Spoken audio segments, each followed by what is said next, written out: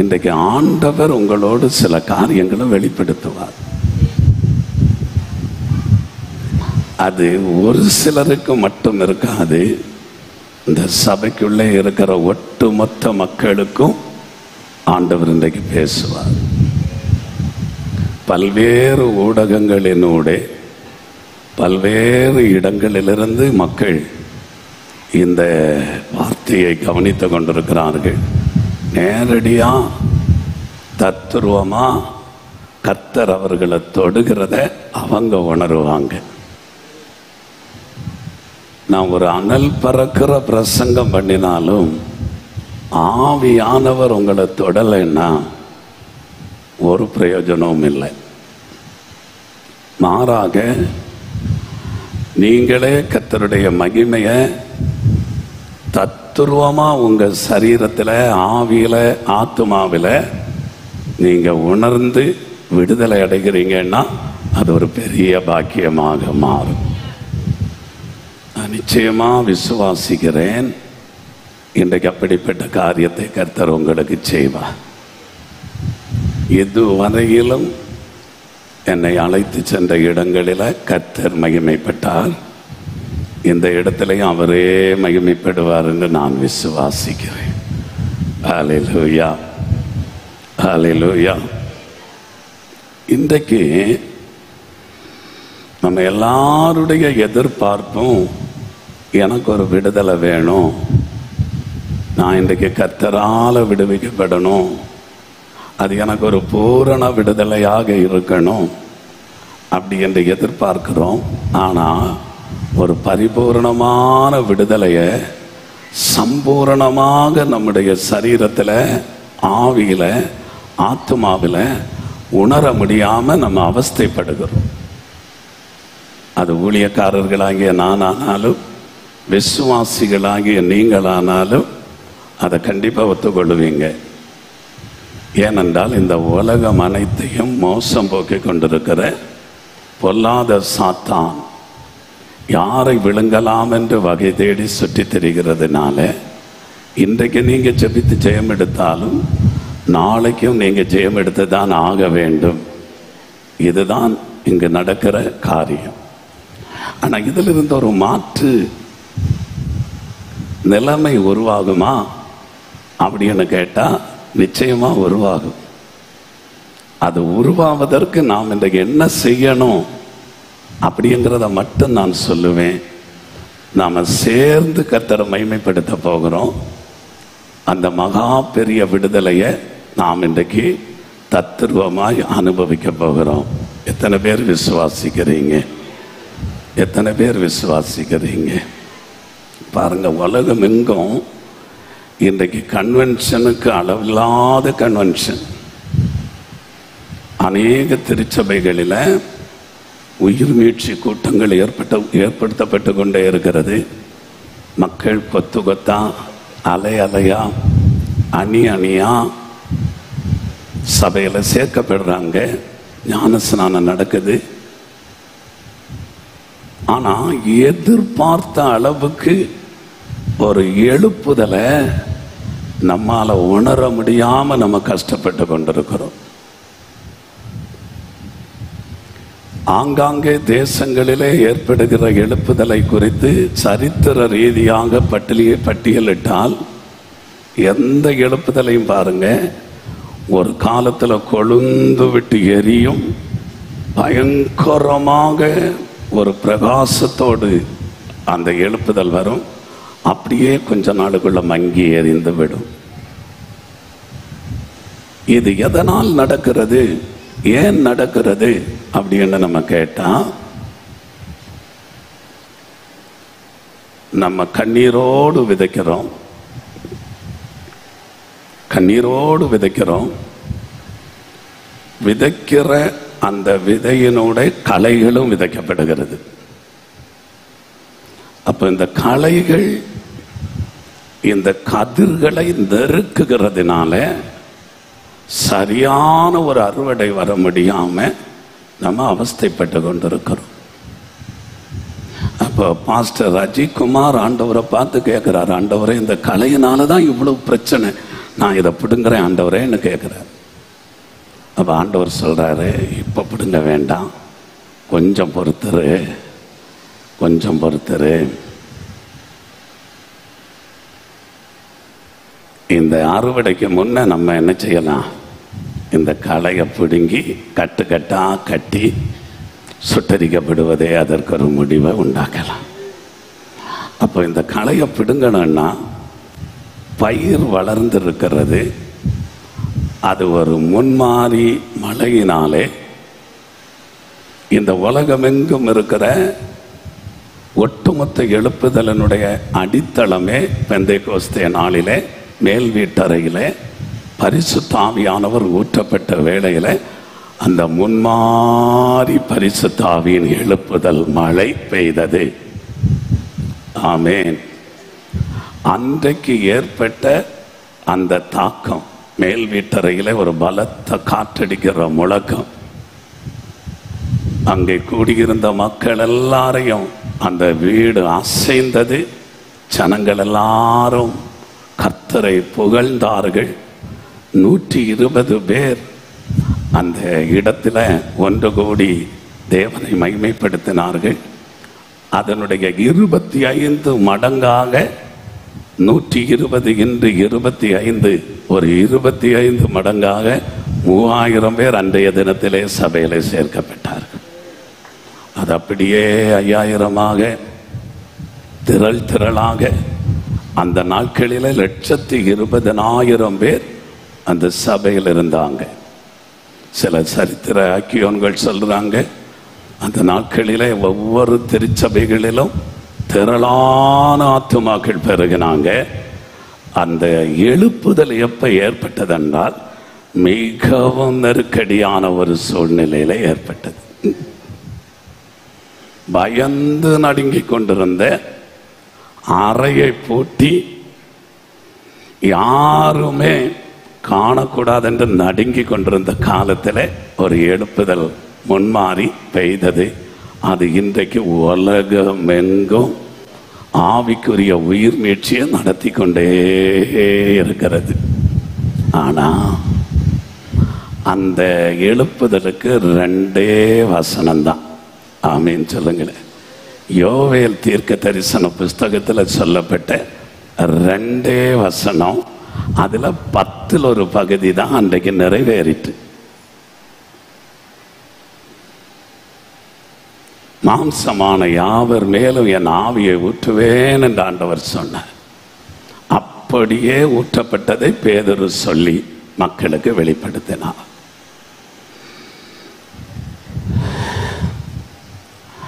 அந்த பேதுரு யோவேல் தீர்க்க தரிசன புஸ்தகத்தை குறித்து சொன்ன போது மக்களுக்குள்ள உணர்வுண்டாயிற்று. இப்ப நீங்க ஒரு கேள்வியை எழுப்பிக்கொண்டே இருக்கிறீங்க. இந்த காரியங்களை எல்லாம் நீங்க பேசுறீங்களே, ஒரு நல்ல பிரசங்கத்தை நாங்க எதிர்பார்த்தோம். எங்க ஆவியில, எங்க ஆத்துமாவில, எங்க சரீரத்துல எங்களுக்கு ஒரு பெரிய விடுதலையை நாங்க எதிர்பார்த்தோம். எங்களுக்கான தீர்க்க தரிசனங்களை நீங்க சொல்லுவீங்கன்னு நாங்க எதிர்பார்த்தோம். எங்க தலைவலி மாறுறதுக்கு, எங்க பல்லு வலி மாறுகிறதுக்கு, எங்க கைவலி மாறுறதுக்கு கட்டாயம் செப்பீங்கன்னு எதிர்பார்த்தோம். ஒரு சிலருடைய பேரை சொல்லி கூப்பிட்டு தீர்க்க தரிசனம் சொல்லுவீங்கன்னு எதிர்பார்த்தோம். ஆனா எதிர்பார்த்ததற்கு எதிர்மறையாக உங்க பிரசங்கம் இருக்கிறதே இப்பவுமே சோர ஆரம்பிச்சிட்டீங்க. ஆனா நீங்க எதிர்பார்க்கிறதுக்கு மேலான ஒரு யதார்த்தமான, நம்ம எல்லாரும் ஏங்கி கொண்டிருக்கிற ஒரு பெண்மாறி எழுப்புதலின் மழையில இன்றைக்கு நீங்க நினைவீங்கன்னா அத்தனை பிரச்சனைக்கும் பரிகாரத்தை பார்க்க முடியும். ஆமேன், ஆமேன். அந்த எழுப்புதலை நம்ம காலத்துல நம்ம அனுபவிக்கிறதுக்காக நம்ம பிரயாசப்பட்டா கோடிக்கணக்கான மக்கள் அழிவு நின்று தப்பு வைக்கப்படுவாங்க. நம்ம எதிர்பார்க்கிறோம். இப்ப பாருங்க, நான் பொய் சொல்லல, எங்க சபையில வாரத்துல 2 நாள் ஞானஸ்நானம் நடக்கும். செவ்வாய்க்கிழமை தோறும் ஞானஸ்நானம் நடக்கும். ஞாயிற்றுக்கிழமை தோறும் ஞான ஸ்நானம் நடக்கும். கடந்த செவ்வாய்க்கிழமை நடந்தது. இனி நாளைய தினத்தில் ஞான ஸ்நானம் நடக்கும். அநேகர் ஞான ஸ்நானம் எடுப்பாங்க. என்னுடைய ஞாபகம் சரியாக இருக்குமானால் எங்கள் ஒரே சபையில் 4000க்கும் அதிகமானவருக்கு நான் ஞான ஸ்நானம் கொடுத்துருக்கிறேன். உலகமெங்கும் ஆண்டவர் என்னை கொண்டு செல்லுகிற இடங்களிலே ஜனங்கள் ரட்சிக்கப்படுறாங்க, ஞான ஸ்நானம் பெறுறாங்க. எழுப்புதல நாடு தள்ளுவிய, நாடு விட்டு நாடு அது நடக்குது. ஆனா எனக்கு அதுல திருப்தியே இல்லை, திருப்தியே இல்லை. சாதாரணமாக ஒரு வாரத்துக்கு ஒரு நபர் ஞானஸ்நானம் எடுத்தாலே நம்ம சபையில நல்ல திருப்தி ஆகும். ஆனா எனக்கு ரட்சிக்கப்படுகிறவர்களை கர்த்தர் அனுதினமும் சபையில சேர்த்து கொண்டு வந்தாருங்கிறது அந்த 1ஆம் நூற்றாண்டு எழுப்புதல். ஆனா இனி ஏற்பட போகிற அந்த பின்மாறி காலத்து எழுப்புதலில் ஒரு சில கூட்டங்கள் அல்ல, அது இந்தியாவினுடைய கடைகோடி மாவட்டமாகிய கன்னியாகுமரியில ஆரம்பித்தா காஷ்மீரோட நிக்காது.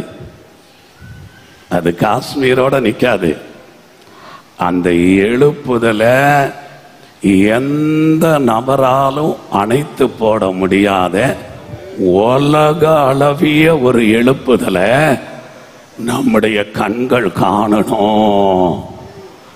2 வசனம் சின்ன தீர்க்கதரிசி யோவேலினால சொல்லப்பட்ட 2 வசனம் நிறைவேறின போது, பேதுருவனுடைய பிரசங்கம் வெளிப்பட்ட போது அப்படிப்பட்ட ஒரு மாற்றம் உருவாகியிருக்குமானால் 2 ஏற்பாடுகளில சொல்லப்பட்ட தீர்க்க தரிசனம் ஒரே நேரத்தில் நிறைவேறுகிற ஒரு எழுப்புதலை தான் நாம் எதிர்பார்த்து கொண்டிருக்கிறோம். ஏன் அப்படி எதிர்பார்க்கணும்? ஏன் அப்படி எதிர்பார்க்கணும்? நான் திரும்ப சொல்றேன். இந்த கூடுகை தேவனால் நியமிக்கப்பட்டது. இன்றைக்கு இரவு ரத்தினம் பால் பாஸ்டர் இங்க பிரசங்கம் பண்ணி இருந்தாருன்னா நீங்க ரொம்ப ஹாப்பியா கேட்டுட்டு இருந்திருப்பீங்க.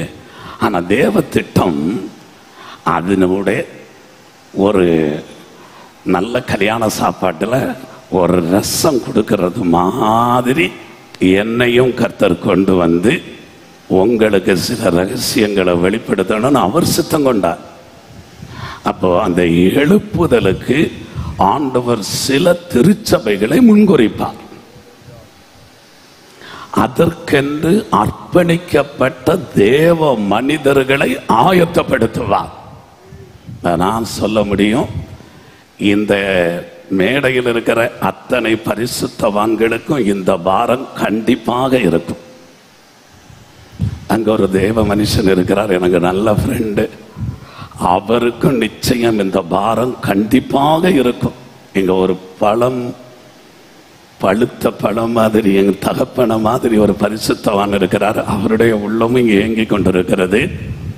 அந்த எழுப்புதல நான் சாகிறது முன்ன பார்த்தா சந்தோஷமா இருக்கும்.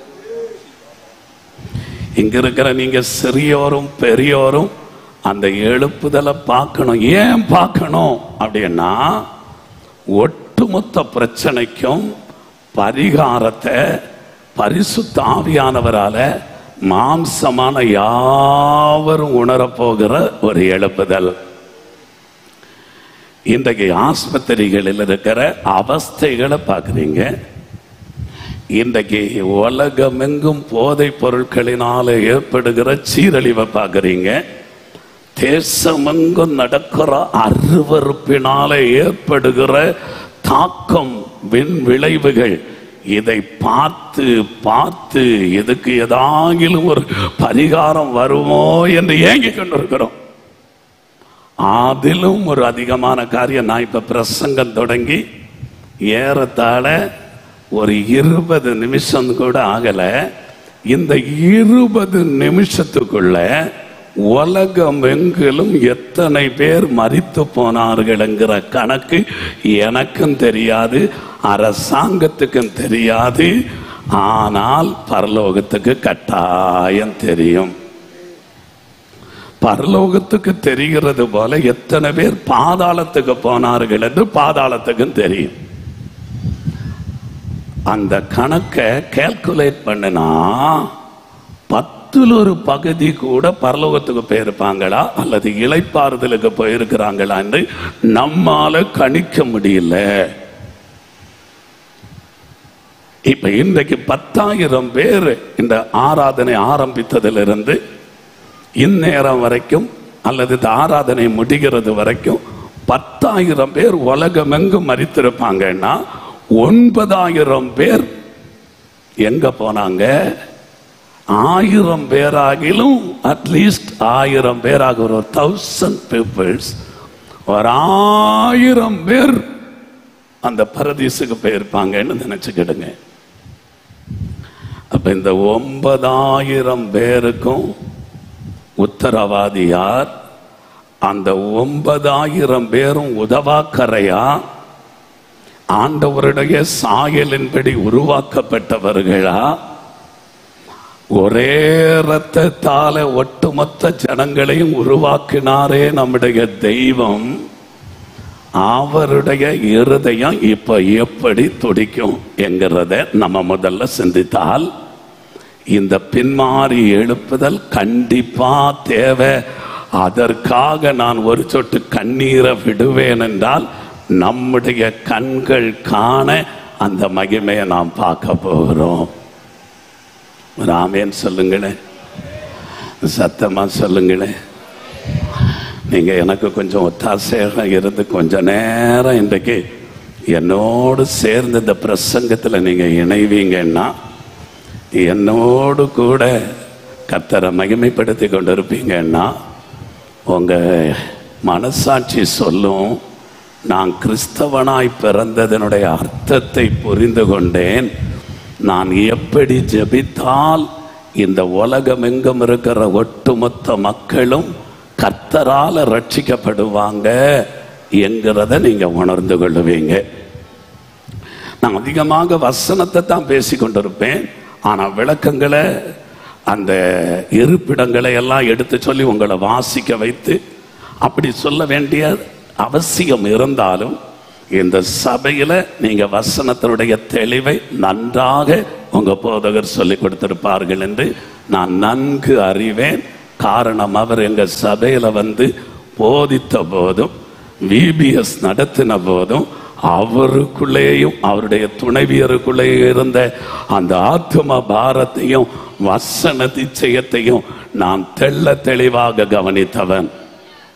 ஆகவே மேலோட்டமாக சில காரியங்களை நான் சொன்னாலும் இந்த காரியத்தை நீங்கள் தேவனே உங்களோடு பேசுகிறார் என்கிற தெளிவடைவீர்களானால் ஒரு மகா பெரிய மாற்றத்தை நம்ம காலத்துல காண முடியும். ஆமென்.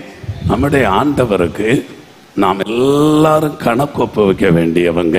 சொல்லுங்க, கணக்கு ஒப்பு வைக்க வேண்டியவங்க. அப்போ இந்த அழிந்து போன இந்த ஆத்துமாக்களை குறித்து ஆண்டவருக்கு எவ்வளவு வேதனை இருக்கும் என்கிறத நீங்க உணரணும். ஆமென், அல்லேலூயா. அவருக்கு அந்த வேதனை இருக்கிறத நீங்க புரிந்து அவருடைய இருதயத்தினுடைய துடிப்பை நீங்க உணர்ந்தீங்கன்னா நிச்சயமாக நீங்க கேட்பீங்க, ஆண்டவரே உலகளவிய ஒரு எழுப்புதலை கண்டிப்பாக அனுப்பணும்னு கேட்பீங்க. அதுக்கு முன்ன ஒரு காரியத்தை நான் சொல்றேன். பரலோகம் உண்மை என்கிறத இந்த இடத்துல வந்திருக்கிற எல்லாரும் ஒத்துக்கொள்ளுவீங்க. உங்களை கையை தூக்குங்க, பரலோகம் உண்மை என்று சொல்றவங்க கை தூக்குங்கன்னா அத்தனை பேரும் கன்ஃபார்மா தூக்குவீங்க. ஏன்னா நம்ம எதிர்பார்ப்பு பரலோகம், அதை யாரும் மாற்ற முடியாது. அது வேத சத்தியம். அதுக்கு முன்னே நடக்கிற ஒரு காரியம் 1000 வருட ஆட்சி. ஆமென் சொல்லுங்க. அந்த ஆட்சியை இந்த உலகத்தில் இருக்கிற எந்த சாம்ராஜ்யம் நினைத்தாலும் சாத்தானுடைய சகல ராஜ்யங்களும் ஓரணியில தந்திரமாக எழும்பி நின்றாலும் ஆண்டவருடைய 1000 வருட ஆட்சியை அசைக்கவே முடியாது. அது நடந்தே தீரும். இதை நீங்க மனதில் வைக்கணும். இதுக்காக நீங்க மன்றாடணும். மாரநாதா, இயேசுவே சீக்கிரம் வாரும் என்று கேட்கணும். மணவாட்டியும் ஆமென் அல்லேலூயா கேட்கிறவனும் வா என்கிறார்கள். அல்லேலூயா. அப்ப எல்லாரும் ஆண்டவரே வாரும் வாரும் என்று ஏங்கிக் கொண்டிருக்கிறோம். அதுல தவறில்லை. கண்டிப்பாக கர்த்தருடைய வருகைக்காக நம்ம எதிர்பார்த்திருக்கணும், காத்து கொண்டுதான் இருக்கணும். ஆனால் ஆனால் திடீரென நினையாத நேரத்தில் கர்த்தர் வருவார். அப்படி வரும்போது இன்றைக்கு கர்த்தர் வந்தால் எத்தனை பேர் எடுத்துக்கொள்ளப்படுவாங்க, எத்தனை பேர் கைவிடப்படுவாங்க? ஆண்டவர் அழகாக சொன்னார். 2 பேர் வயல்ல இருப்பாங்க, 2 பேர் எந்திரம் அரைச்சிட்டு இருப்பாங்க, 2 பேர் ஒரே படுக்கையில படுத்திருப்பாங்க. ஒருவன் ஏற்றுக்கொள்ளப்படுவான், ஒருவன் கைவிடப்படுவான். அப்படி பார்த்தா நமக்கு 50% மக்கள் கைவிடப்படுவாங்க என்கிறது கன்ஃபார்மா தெரியுது. ஆனா ஆண்டவர் சொன்ன நோக்கம் அதுவல்ல. ஒருவன் கைவிடப்படுவான். ஆகவே ஒருவரும் கைவிடப்படாதபடிக்கு எச்சரிக்கையாயிருக்க வேண்டும் என்று அந்த வார்த்தையை சொன்னார். ஆண்டவருடைய நோக்கம் ஒருத்தன் கைவிடப்படட்டும், 100 பேர்ல 50 பேர் அம்போன்னு கைவிடப்படட்டும் அப்படி என்று ஆண்டவர் சொல்லல. ஒருவரும் கெட்டு போகிறது அவருக்கு பிரியமல்ல. துன்மார்க்கன் சாகிறது அவருக்கு எவ்வளவேனும் பிரியமல்ல.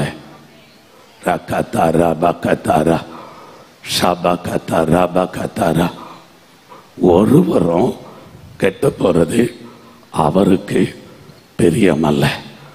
எல்லாரும் ரட்சிக்கப்படணும், சத்தியத்தை அறிகிற அறிவடையணும். இதுதே அவருடைய விருப்பம். ஏன்னா என் உடன்பிறப்பு, என்னுடைய உறவினர் ஒருவர் ஐசியூ வார்டுக்குள்ள இருந்தா நான் பிரியாணி சாப்பிட்டுட்டு கொண்டாடி கொண்டிருக்க முடியாது. என் உறவினர், என் நெருங்கின சொந்தம், என் இரத்த உறவு ஒருவர் அவசர வார்டுல உயிருக்கு போராடி கொண்டிருக்கும் போது என்னால சகிக்க முடியலன்னா ஒவ்வொரு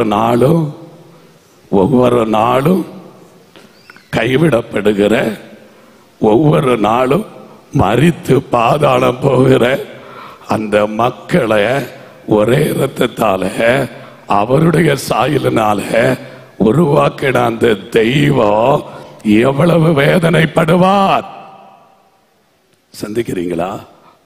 அவர் எவ்வளவு துக்கப்படுவார், அவருடைய இருதயம் எவ்வளவு வேதனைப்படும் அப்படின்னு கொஞ்சம் சிந்தித்து பார்த்தீங்களா?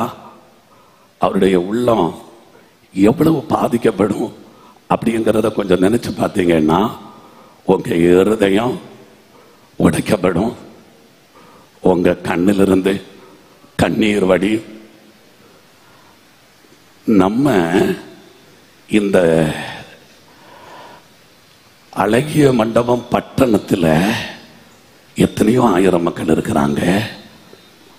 இது எந்த தாலுகா எனக்கு தெரியல, இது கல்குளம் தாலுகா. இந்த தாலுகாவில் இருக்கிறவங்க எல்லாம் நமக்கு மிக மிக நெருக்கமானவங்க. அதுலேயும் கன்னியாகுமரி மாவட்டத்தில் இருக்கிறவங்க ஒன்று விட்ட சொந்தங்களாக ஏதோ ஒரு விதத்தில் நமக்கு நெருங்கின சொந்தங்களாக இருப்பாங்க. உங்க பாஸ்டர் சொன்னது போல நெருங்கின சொந்தமா இருப்பாங்க. அதிலும் இன்னொரு காரியம், ஒரு தாய் மக்கள் நாம் என்போம் என்று தமிழ் மக்கள் எங்கிருந்தாலும் நாம சொல்லுவோம், அது ஒரு தாய் மக்கள். ஆமேன். இப்போ தமிழ்நாட்டில் இருக்கிற எல்லா மக்களும் நம்முடைய ஒரு தாய் மக்கள் என்று நாம் சொல்லுகிறது உண்மையானால், நம்முடைய பாரத தேசத்தில் இருக்கிறவங்களை பார்த்து என்ன நம்ம சொல்றோம்? we are brothers and sisters நாங்க இந்தியர்கள் சகோதர சகோதரிகள். அப்ப நம்ம அண்டை நாடு பாகிஸ்தான், பங்களாதேஷ், ஸ்ரீலங்கா, ஆப்கானிஸ்தான், இப்படி அடுக்கிக் கொண்டே போகலாம். ஆசியா கண்டத்தில் இருக்கிற மக்களை நண்பர்கள் அப்படி என்று சொல்லலாம். சொல்லுங்க, நண்பர்கள் அப்படி என்று சொல்லலாம். அப்போ இந்த உலகம் எங்கும் இருக்கிற ஒட்டுமொத்த ஜனங்களும் ஒரே இரத்தத்தால் தோன்றப்பட்டவங்க, ஒரே சாயலால் உருவாக்கப்பட்டவங்க. இந்த ஜனங்கள் இன்றைக்கு உலகம் எங்கும் ஏறத்தாழ 800 கோடி மக்கள் இருக்கிறாங்க. இந்த 800 கோடி மக்கள்ல இன்றைக்கு கர்த்தருடைய வருகை வந்தால் 10% மக்கள் மட்டும் எடுக்கப்பட்டு மற்றவங்க கைவிடப்பட்டால் 700 கோடியே 730 கோடி மக்கள் கைவிடப்படுவாங்க, அல்லது 720 கோடி மக்கள் கைவிடப்படுவாங்க. இதுல இந்த கைவிடப்படுகிறதுனால எங்க கொண்டாட்டம்? சொல்றது கேட்டீங்களா? பாதாளத்துல மகா பெரிய கொண்டாட்டம் உண்டாகும். அப்ப பாதாளத்துக்கு கொண்டாட்டம் உண்டாக்குறதுக்காக ஆண்டவர் வரணும் அப்படி என்று நாம விரும்புறோமா? பாதாளத்துக்கு திண்டாட்டம் உண்டாக்கக்கூடிய விதத்துல ஒருவரும் அழிந்து போகாம ஒட்டுமொத்த ஜனங்களும் உலகளவிய ஒரு எழுப்புதல் உண்டாகி பரலோகத்துக்கு போகணும்னு யார் விரும்புவீங்கன்னா, கிறிஸ்துவில் இருந்த சிந்தை, கிறிஸ்துவில் இருந்த பார்வை, கிறிஸ்துவில் இருந்த மனதுருக்கம் யாருக்குள்ள வருகிறதோ அவங்க கண்டிப்பாக சொல்லுவாங்க, ஆண்டவருடைய 2ஆம் வருகைக்கு முன்னே ஒரு எழுப்புதல் உண்டாகி ஏசாயா தீர்க்க தரிசன புஸ்தகம் 40வது அதிகாரம் 5வது வசனத்தில் சொல்லப்பட்டபடியே கர்த்தருடைய மகிமை வெளியரங்கமாகும். சொல்லுங்க, கர்த்தருடைய மகிமை வெளியரங்கமாகும். மாம்ச தேகம் உள்ள யாவும் அதை ஏகமாய் காணும். சொல்லுங்க, மாம்ச தேகம் உள்ள யாவும். சத்தமே எடுக்க மாட்டீங்களா? சொல்லுங்க, மாம்ச தேகம் உள்ள யாவும் அதை ஏகமாய் காணும். சொல்லுங்க, கர்த்தருடைய மகிமை வெளியரங்கமாகும். அப்படின்னா எல்லாரும் காண்கிற விதத்தில் அவருடைய மகிமை வெளியரங்கமாகும். மாம்ச தேகம் உள்ள யாவும் அதை ஏகமாய் காணும். மகிமை என்றால் என்ன? அது ஒரு க்ளோரி என்று நாம சொல்லலாம். ஆங்கிலத்தில் மகிமை, அதுக்கு அநேக விளக்கங்கள் சொல்லலாம். ஆனா மோசே சொல்லும் போது யாத்திராகம புஸ்தகத்தில் சொல்றாரு, ஆண்டவரே உம்முடைய மகிமையை எனக்கு காண்பித்தருளும். ஆண்டவர் சொல்றாரு, அந்த மகிமையை நீ பார்க்கணும்னா என் முகத்தை பார்த்து ஒருவரும் உயிரோட இருந்ததே இல்லை. சொல்லுங்க, என் முகத்தை பார்த்து ஒருவரும் உயிரோடு இருந்ததே இல்லை. என் முகத்தை நீ கண்டிப்பா பார்க்கணும்னா ஒரு இடம் இருக்கு, அது கண்மலையில நீ நிக்கணும். நான் கடந்து போவேன், அந்த கண்மலையின் வெடிப்பினில உன்னை வைத்து கரத்தால மூடுவேன். நீ அப்பொழுது என் முகத்தை பார்க்க மாட்ட, என் முகத்துக பார்ப்பாய். அப்ப ஆண்டவருடைய முகத்தை பார்க்கறதுங்கிறது இம்பாசிபிள். அந்த ஆண்டவருடைய மகிமையை காண்கிறதுங்கிறது அரிதான ஒன்றாக இருந்தது. ஆனா எசேக்கியேல் 37ஆம் அதிகாரம் 29வது வசனத்துல மாம்ச என் ஆவியை, ஆமென், இஸ்ரேல் வம்சத்தார் மேல் என் ஆவியை ஊற்றினபடியால் இனி என் முகத்தை அவர்களுக்கு மறைக்க மாட்டேன். சொல்லுங்க, அப்போ ஆண்டவருடைய முகத்தை உங்களுக்கு மறைக்காம இருக்கணும்னா அவருடைய பரிசுத்த ஆவிய அவர் நம்ம மேல ஊற்றினா மறைக்கவே மாட்டாராம். நான் ஒரு சின்ன காரியத்தை சொல்றேன், நீங்க அதை கேட்டுக்கொள்ளணும். வாழ்க்கையில எப்போதாவது ஆண்டவரை நான் முகமுகமா தரிசித்தேன், என்னுடைய பேர் ஜீவ புஸ்தகத்தில் எழுதப்பட்டிருக்கிறது என்று எப்பொழுதாகிலும் கர்த்தர் உங்களோடு சொன்னது உண்டோ?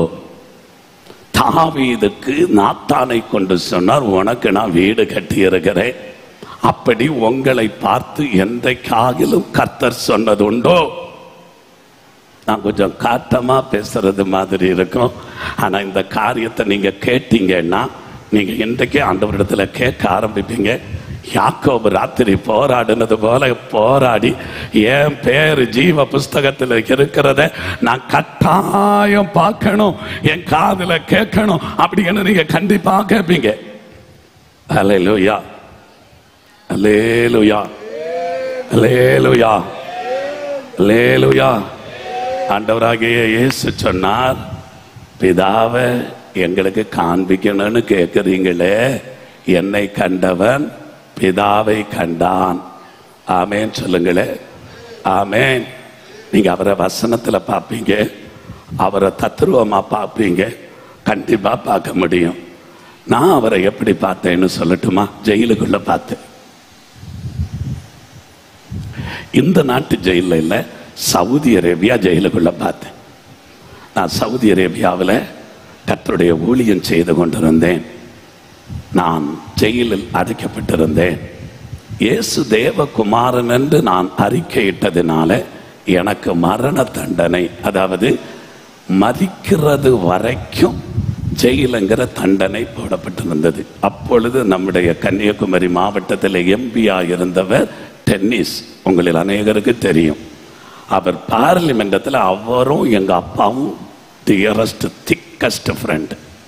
அவங்க பாஸ்டர்கிட்ட கேட்டா தெரியும். அவர் எலெக்ஷனுக்கு நின்னா அவர் ஒரு பக்கத்துல ஜீப்ல, திறந்த ஜீப்ல நிற்பார், அவருக்கு பக்கத்துல எங்க அப்பா நிற்பார். அப்பா கூட போனா தான் அநேக ஓட்டு அவருக்கு கிடைக்கும்.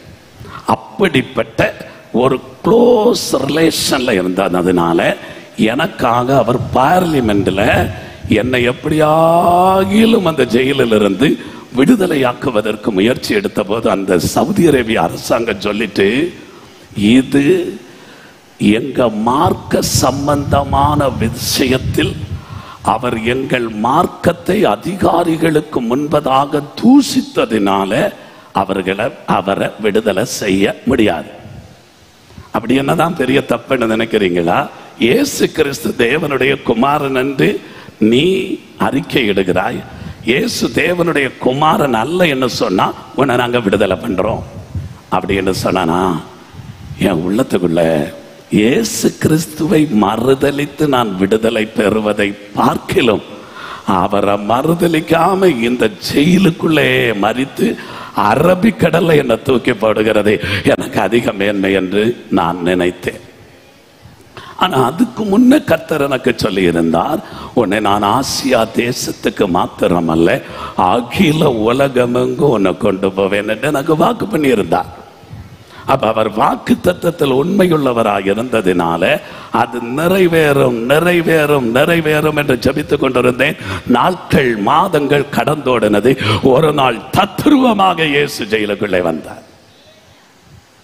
என்னை அந்த ஜெயிலில் இருந்து விடுவிக்கிறதாக தரிசனம் தந்தார். ஆனா நான் கண் திறந்த போது அதே ஜெயிலுக்குள்ளதான் இருந்தேன். ஆமென். அந்த நாள் அந்த நாட்டு ராஜாவினுடைய பிறந்த நாள்.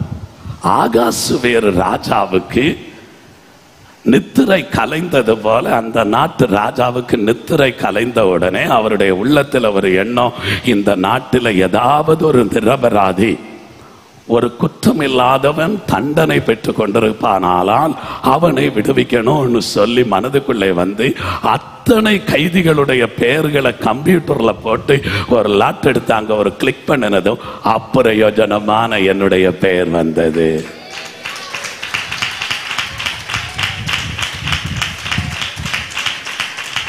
அந்த ஜெயிலுக்குள்ள ஆயிரக்கணக்கான கைதிகள் இருந்தாங்க.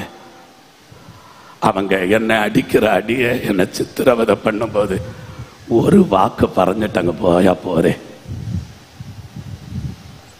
നാട്ടിൽ ചെന്ന് നിങ്ങൾ എന്ത് വേണമെങ്കിലും പറയാമല്ലോ. ഈ നാട്ടിൽ നിന്ന് രക്ഷപ്പെടാനായിട്ട് ഒറ്റ വാക്ക് പറഞ്ഞിട്ട് പോയട്ടാ, പോ ചങ്ങാതി. എന്താണ് ഇങ്ങനെ, ആരാണ് ഇതൊക്കെ ഇങ്ങനെ ചെയ്യുന്നത്? எனக்கு வேண்டியவங்க எல்லாரும் சொன்னாங்க, எங்களுக்கு எல்லாம் இப்படி ஒரு வாய்ப்பு கிடைச்சா அந்த நிமிஷத்துல நாங்க போயிருப்போம். நாங்க செய்த குற்றம் கடுமையான குற்றம். ஆனா அவங்க உங்களிடத்துல இயேசு தேவகுமார் நல்லன்னு சொல்றதுல அந்த ஒரு வார்த்தை தானேன்னு சொன்னாங்க. ஆனா என் மனது சொல்லிட்டு என் ஆண்டவரை மறுதலித்து நான் உயிரோடு வாழ்வதை விட அவர் தான் தேவகுமாரன் என்று சொல்லணும். காரணம், அத்தனை சீஷர்களிடத்திலும் இயேசு கேட்டார், மனுஷகுமாரனாகிய என்னை ஜனங்கள் யார் என்று சொல்லுகிறார்கள்? எல்லாரும் ஒவ்வொரு வெளிப்பாடு சொன்னாங்க. பேதுரு சொன்னார், நீ ஜீவனுள்ள தேவனுடைய குமாரனாகிய கிறிஸ்து. ஆண்டவர் சொன்னார், மாமிசமும் ரத்தமும் இதை உனக்கு வெளிப்படுத்தல, பரலோகத்தில் இருக்கிற தேவனே வெளிப்படுத்தி இருக்கிறார். ஆகவே நான் உனக்கு சொல்லுகிறேன், இந்த கல்லின் மேல ஏன் சபையை கட்டுவேன், பாதாளத்தின் வாசலை மேற்கொள்வதில்லை. அப்போ எனக்கு இயேசு தத்ரூபமா ஜெயிலில் வந்த ஆமே. அன்றைக்கு நான் என் ஆண்டவரை பார்த்தேன். இன்றைக்கு வரைக்கும் சொல்லுங்க, இன்றைக்கு வரைக்கும் நான் துக்கப்படும் போது, நான் வேதனையில தவிக்கும் போது, நான் கண்ணை மூடினதும் அந்த மகிமையை கண்ணார பார்க்கிறேன்.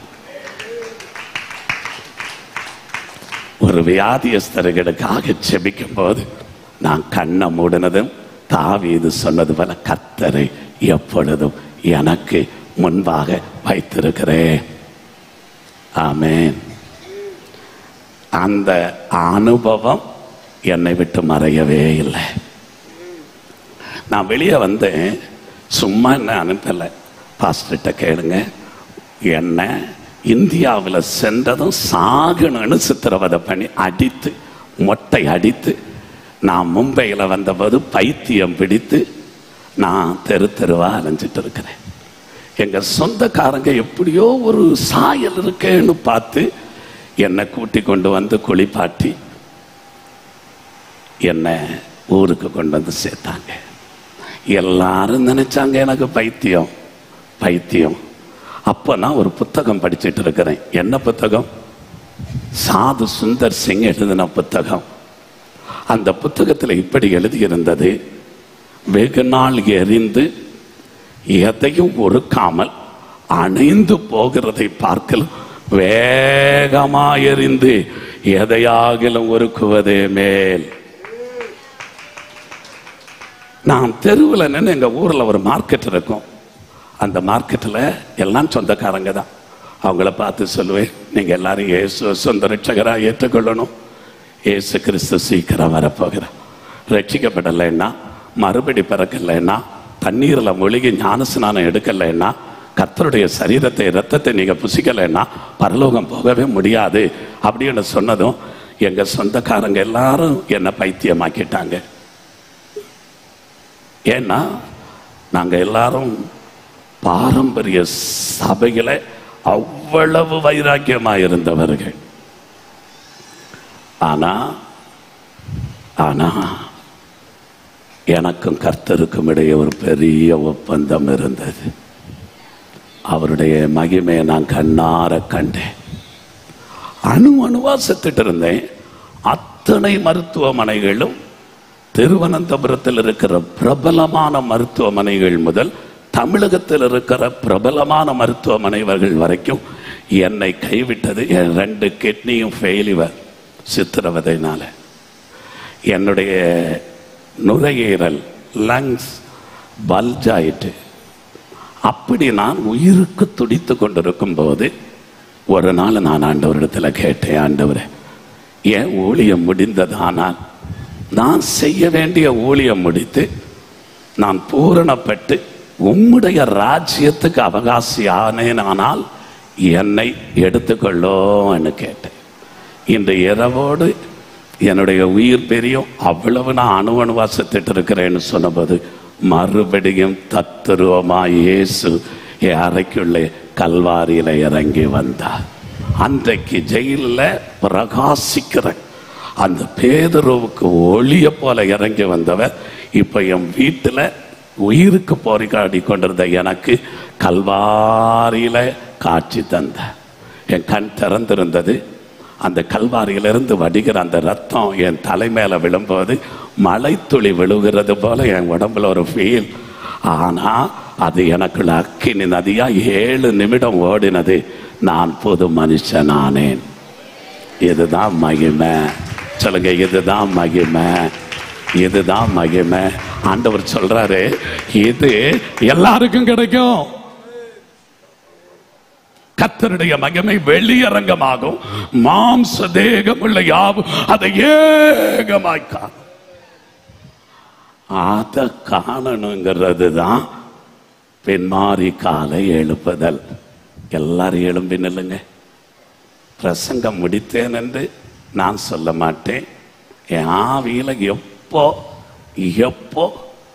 எனக்கு தெளிவு வருதோ அப்ப முடிப்பேன். ஆனா இப்போ உங்க மேல அந்த மகிமை இறங்கி வருவதற்காக நான் தரிசித்த அந்த ஒளி உங்களை சந்திப்பதற்காக அந்நிய பாஷை பேசுறவங்க அப்படியே பேசிக்கொண்டிருக்கணும். ஆண்டவரை நோக்கி ரத்தம் ரத்தம் ரத்தம் ரத்தத்தாலே ரத்தத்தாலே ரஜாரா ரத்தத்தாலே ஜெயம் ரக்கத்தாரா கத்தரே. சொல்லுங்க, கத்தரே பரிசுத்தரே. அந்நிய பாஷை பேசாதவங்க, அந்நிய பாஷை அடையாளம் பெற்றுக்கொள்ளாதவங்க கத்தரே சொல்லுங்க, கத்தரே பரிசுத்தரே ரக்கத்தாரா பக்கத்தாரா. ஸ்தோத்திரத்தை சொல்லிக்கொண்டே நிக்கணும். நான் சொல்றது அப்படியே சொல்றதுக்கு உங்களுக்கு கஷ்டமா இருந்தா உங்க மனதில் ஆண்டவர் இன்றைக்கு உங்களோடு பேசுகிறத நீங்க தத்ரூபமா உணர்றதுக்காக அவருடைய மகிமை இன்றைக்கு கண்ணார நீங்க காணணும். இந்த இடத்துல கர்த்தருடைய மகிமை இன்றைக்கு வெளியரங்கமாகனா தீர்க்க தரிசி அல்ல, எனக்குள்ள இருக்கிற தீர்க்க தரிசனத்தின் ஆவியானவர் சொல்லுகிறார், இந்த சபையில இன்றைக்கு எழுப்புதல் ஆரம்பிக்கும். இன்றைக்கு வந்திருக்கிற எல்லாரும் மேலும் இஸ்ராயேல் வம்சத்தார் மேல் என் ஆவியை ஊற்றினபடியால் இனி என் முகத்தை அவர்களுக்கு மறைக்க மாட்டேன். அப்ப இந்த ஆவியானவர், கர்த்தருடைய ஆவியானவர் எங்க உண்டோ அங்க விடுதலை உண்டு.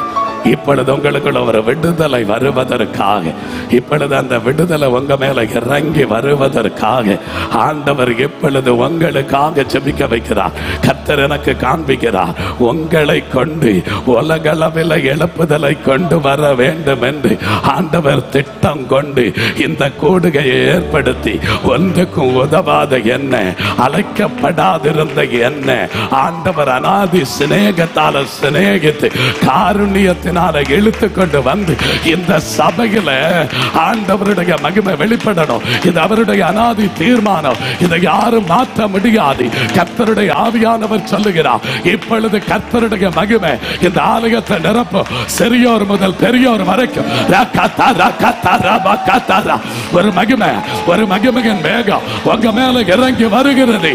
அந்த மகிமைக்குள்ள நீங்கள் இப்பொழுது களி கூர்ந்து கொண்டிருக்கிறீர்கள். தலை முதல் பாதம் வரை கர்த்தருடைய தழும்புகளின் வல்லமை இறங்குகிறது. பெற்றுக்கொள்ளுங்க, பெற்றுக்கொள்ளுங்க, பெற்றுக்கொள்ளுங்க, பெற்றுக்கொள்ளுங்க, பெற்றுக்கொள்ளுங்க, பெற்றுக்கொள்ளுங்க. அந்த மகிமை இறங்கி வரப்போகிறது. அந்த கல்வாரி மகிமை இறங்கி வரப்போகிறது. கர்த்தருடைய காயங்களின் வல்லமை இறங்கி வரப்போகிறது. உங்களுக்கு கர்த்தர் ஒரு பெரிய விடுதலையை இன்றைக்கு கட்டளையிடுவார். இது உங்களுடைய அற்புதத்தின் நாள். இது உங்களை ஆண்டவர் சந்திக்கிற நாள். இது ஆண்டவர் உங்களோடு உடன்படிக்கை ஏற்படுத்துகிற நாள். இன்றைக்கு நீங்க கர்த்தருடைய மகிமையை கண்ணார காண்கிறீங்க. இன்றைக்கு காண்கிறீங்க. ஓ, பின்மாறி எழுப்புதலில் பெருங்கூட்ட மக்கள் பார்ப்பார்கள். யாரும் அவர்களுக்கு போதிக்க வேண்டியது இருக்காது.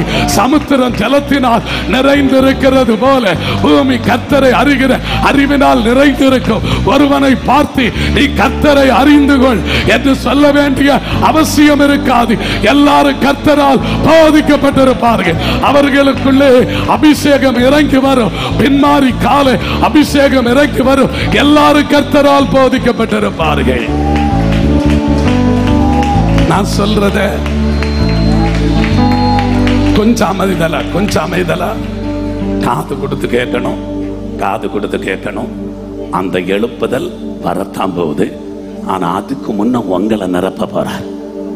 ஏன் ஏன் சொல்லுங்க, ஏன் எல்லாரும் சொல்லுங்க, ஏன் எங்களை நிரப்பி இருக்காரே உண்மைதான்.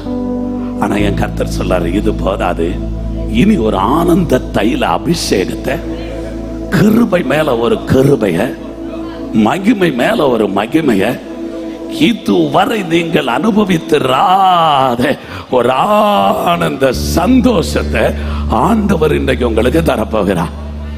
ஏன் கேளுங்க, எதுக்கு அதை தரணும்? ஏன் தெரியுமா? இந்த பூமியை இயேசு கிறிஸ்து 1000 வருடம் ஆளுகை செய்யும் போது யார் அவரோடு கூட மனவாட்டியாய் ஆளுகை செய்வார்கள் என்றால், அவரோடு கூட, சொல்லுங்க, அவரோடு கூட பாடுகள் சகித்தவர்கள் ஆளுகையும் செய்வார்கள். நான் சொன்ன பார்த்தீங்களா? இப்ப நம்ம பாடுகளை சகிக்கிறோம், நிந்திக்கப்படுகிறோம், அவமதிக்கப்படுகிறோம், ஒடுக்கப்படுகிறோம், வியாதிப்படுகிறோம். இல்லையா? இல்லை, எனக்கு ஒரு வியாதி இப்ப இல்லை, எனக்கு இந்த உலகத்துல ஒரு பிரச்சனை இல்லை பாஸ்டர் என்று சொல்ற ஒருவரை நான் பார்க்க முடியவில்லை.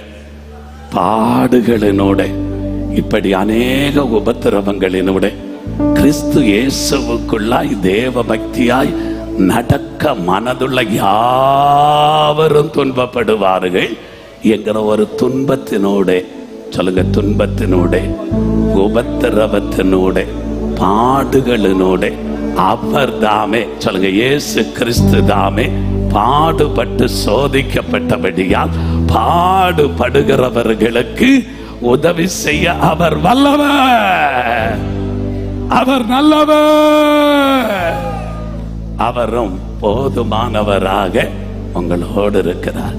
நல்லா சொல்லுங்க, மனவாட்டி தியாகம் செய்யணும், ஒட்டகத்துக்கு தண்ணீர் எடுக்கணும், எலியசருக்கும் வேலைக்காரர்களுக்கும் கொடுக்கணும், தியாகம் சகிக்கிறவளே மனவாட்டி. இன்றைக்கு இந்த இடத்துல எத்தனை பேர் தியாகத்தோட வந்திருக்கிறீங்க? நீங்க அத்தனை பேர் ஒரு யுத்தம் தாண்டி தான் வந்திருப்பீங்க. உங்க சரீரமே, உங்க வீடு, உங்க சரீரமே உங்களுக்கு எதிரியா இருந்து, எதுக்கு இன்னைக்கு போகணும், நாளைக்கு ஃபைனல் டே தானே, நாளைக்கு சபை ஆராதனையோட போகலாமே, அப்படி என்று உங்களுக்கு எதிராய் திட்டமிட்ட போது அந்த தடையை தாண்டி கொண்டு ஒரு யுத்தம் பண்ணி கொண்டுதான் நீங்க வந்திருக்கிறீங்க. இது உங்களால் உண்டானதல்ல, இது கர்த்தரால் உண்டானது. காரணம், உங்களை கர்த்தர் தம்முடைய ராஜ்யத்துக்கு என்று முன்குறித்து விட்டார். அவர் தம்முடைய தயவுள்ள சித்தத்தின்படி உங்க பேரை ஜீவ புஸ்தகத்தில் எழுதிவிட்டார். நீங்கள் அவருடைய மனவாட்டி, மனவாட்டி உத்தமி, மனவாட்டி அநேக பாடுகளினூடே கர்த்தரை பின்பற்றுகிறவர். சிலுவையை எடுத்துக்கொண்டு நீங்க பின்பற்றுறதுனால கர்த்தர் என்ன சொல்றாருன்னா, நீங்க வாயை திறந்து சொல்லுங்க, எழுப்புதல் வந்ததுக்கு பிறகு நான் பார்த்து கொள்ளுவேன் என்று இருக்காம, எழுப்புதல் வருகிறது வரைக்கும் என்னால் இயன்ற மட்டும் எனக்கு கொடுத்த தாளந்த ரெட்டிப்பாக்கிட்டே இருப்பேன். புதைக்க மாட்டேன். கண்டிப்பாக எழுப்புதல் வரும், கட்டாயம் வரும். ஆனா எழுப்புதல் வந்ததற்கு பிற்பாடு அது உலகளவிய எழுப்புதல் வரும். அது வரைக்கும் நான் ஓய்ந்திருக்க மாட்டேன், அது வரைக்கும் ஓயாம செயல்படுவேன் என்று நீங்க மனவாட்டியாக ஆண்டவர் உங்களை முன்குறித்ததினால இந்த தியாகத்துக்குள்ள வந்துட்டீங்க. சொல்லுங்க, வாயை திறந்து சொல்லுங்க, 2 கரத்தை உயர்த்தி சொல்லுங்க, இந்த ராஜ மேன்மைய நான் இழக்கவே மாட்டேன். இப்ப உங்க 2 கைய தலை மேல வைங்க, தலை மேல வைங்க. நானும் வைக்கிறேன். 2 கைய தலை மேல வைங்க. மியூசிக் கொஞ்சம் மைல்டா போடுங்க, மியூசிக் கொஞ்சம் மைல்டா போடுங்க. ரகதாரா பகதாரா. இதுவரைக்கும் உங்க கரந்தான், உங்க கரந்தான் என்று உங்களுக்கு நல்லா தெரியும். அதே கரந்தான் இப்ப உங்க தலை மேல இருக்கிறதுங்கிறது உங்களுக்கு கண்டிப்பா உணர்வு உண்டாகும். ஆனா ஆனா இந்த கரத்தால இதுவரைக்கும் உங்களை ஆசீர்வதிக்க முடியாம இருந்திருக்கும். உங்க சரீரத்தில் இருந்த கட்டுகள் உடையாம இருந்திருக்கும். ஆனா இன்றைக்கு கர்த்தர் எனக்கு சொல்லுகிறத நான் அப்படியே சொல்றேன். உங்களை கருவியாய் பயன்படுத்த போகிறதுனால உங்களுக்கு ஒரு விசேஷித்த அபிஷேகம் அவசியம் தேவைப்படுகிறது. ஏனென்றால் நீங்கள் பின்மாறி எழுப்புதலுக்காக தேவன் உங்களை முன்குறித்ததினால உங்களுடைய சிரசின் மேல ஒரு ஆனந்த தைல அபிஷேகம் இறங்கணும். நீங்க பின்மாறி காலத்து மழைக்காக சகரியா 10:1 வேண்டுதல் செய்ய போகிறவங்க, அப்பொழுது கர்த்தர் ஒரு மின்னலை அனுப்புவார். சொல்லுங்க, இன்றைக்கு உங்க தலையிலிருந்து பாதம் வர என்னுடைய பலவீனத்துல அந்த கல்வாரி ரத்தம் இறங்கின போது ஒரு மின்னல் அடிக்கிறது போல ஒரு அக்கினி. அந்த மின்னலை அனுப்பினதும் வயல்வெளியில அவரவருக்கு பயிருண்டாகும்படி மழையை கட்டளையிடுவா. அது எப்ப நீங்க வேண்டிக் கொள்ள தொடங்கின உடனே, அது ஏதோ இனி ஒரு காலத்தில் அல்ல, உங்களுக்கு இன்றைக்கு உலகத்தானுக்கு. சொல்லுங்க, இன்றைக்கு எனக்கு உலகத்தானுக்கு ஆண்டவர் ஒரு நாளை குறித்திருக்கிறார். அன்றைக்கு நிச்சயம் அந்த பின்மாறி வரும். அதுக்கு முன்னே எனக்குள்ளே ஒரு அபிஷேகம், என் தலை மேல அந்த ஆனந்த தைல அபிஷேகம், எனக்குள்ளே ஆவியானவருடைய அசைவாடுதல், எனக்குள்ளே ஆட்டுக்குட்டியானவருடைய ரத்தத்தின் மகிமை. நீங்க தயவு செய்து என்னோட சேர்ந்து கொஞ்சம் ஒத்துழைக்கணும். ஏனென்றால் இது ஒரு பிரசங்கம் அல்ல, பிரசன்னம். நான் பிரசங்கிக்க நிக்கல, தேவ பிரசன்னத்தை நீங்க தத்துருவமா உணர்றதுக்காக தேவனை நோக்கி பிரார்த்தனை பண்ணி கொண்டு நிற்கிறேன், கெஞ்சி கொண்டிருக்கிறேன். அதை நீங்க இன்னைக்கு அனுபவிக்கிறீங்க. அதை கர்த்தர் எனக்கு சொன்னா கண்டிப்பா செய்வார். எனக்கு இந்த காலத்திலே என்னை தேவன் தேசங்களுக்கு கொண்டு போய் இதையே நீ பிரசங்கம் பண்ணு, நான் உன்னோடு இருப்பேன்.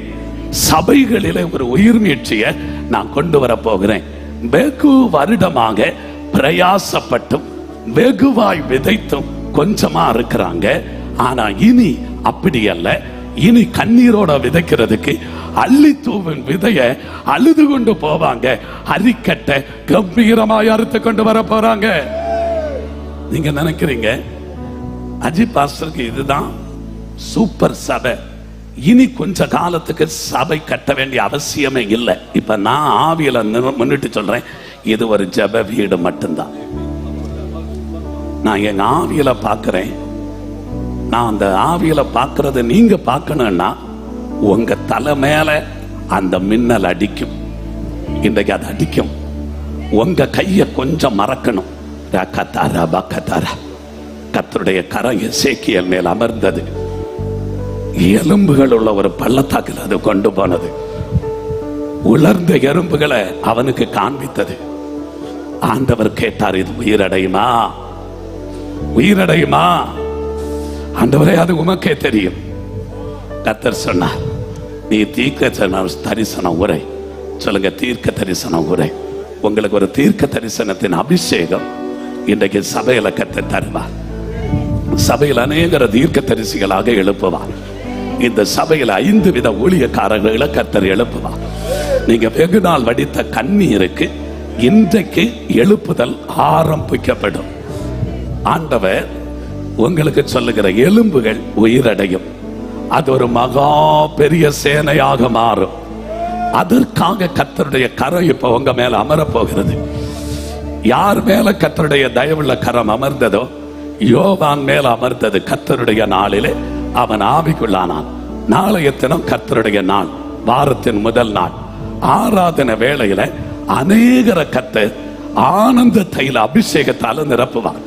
வெளிப்பாடுகள் சபையிலே வெளிப்படும். கையை யாரும் எடுக்காதீங்க, தயவு செய்து கையை யாரும் எடுத்துடாதீங்க. களைப்பா இருக்கும், களைப்பா இருக்குன்னா கையை மறந்துடணும். உங்க கையை நீங்க மறக்கணும். உங்க கை இருக்கிறது வரைக்கும் ஒரு பிரயோஜனம் இருக்காது. உங்க கை தலை மேல கர்த்தருடைய கரம் அமரும். ஆமேன் சொல்லுங்களேன், ஆமேன் சொல்லுங்களேன். இப்ப அந்த கையை மறந்தீங்க பாத்தீங்களா, அதுதான் கர்த்தருடைய கரமாக மாறப்போகிறது. கர்த்தருடைய கரம் உங்க மேல அமர்ந்து தலை முதல் பாதம் வரை கர்த்தருடைய தழும்புகளின் வல்லமை இறங்கும். இன்றைக்கு முடித்து நான் தனித்தனியா ஜெபிக்கணும்னு கூட எனக்கு அதிக ஆசை இல்லை. தவிர்க்க முடியாததற்காக ஜெபம் பண்ணுவேன். ஆனா இப்பொழுது கர்த்தருடைய தழும்புகளின் வல்லமை உங்க தலைமேல் பாதம் வரை இறங்கி உங்க பலவீனங்கள் மறைந்து ஒரு புது பலன் உங்களுக்குள்ள இறங்குகிறத நீங்க தத்ரூபமா உணர்றீங்க. கரங்களை தட்டி கரங்களை தட்டி கரங்களை தட்டி நீங்க அதை சரீரத்துல உணர்றீங்க, சரீரத்துல உணர்றீங்க, சரீரத்துல உணர்றீங்க. Yes yes yes yes yes. ஆண்டவர் சொல்லுகிறார், மோசையை போல இதோ நீ புதுபல நடக்கிறாய், புதுபல நடக்கிறாய். கர்த்தருடைய வல்லமை இறங்குகிறது, இறங்குகிறது, இறங்குகிறது, இறங்குகிறது. ராக்கினி, ஒரு அக்கினி, ஒரு அக்கினி சபை நடுவே, சபை நடுவே ஒரு அக்கினி, அக்கினி விழுகிறது, விழுகிறது. பெற்றுக்கொள்ளுங்க, பெற்றுக்கொள்ளுங்க. கிருபை.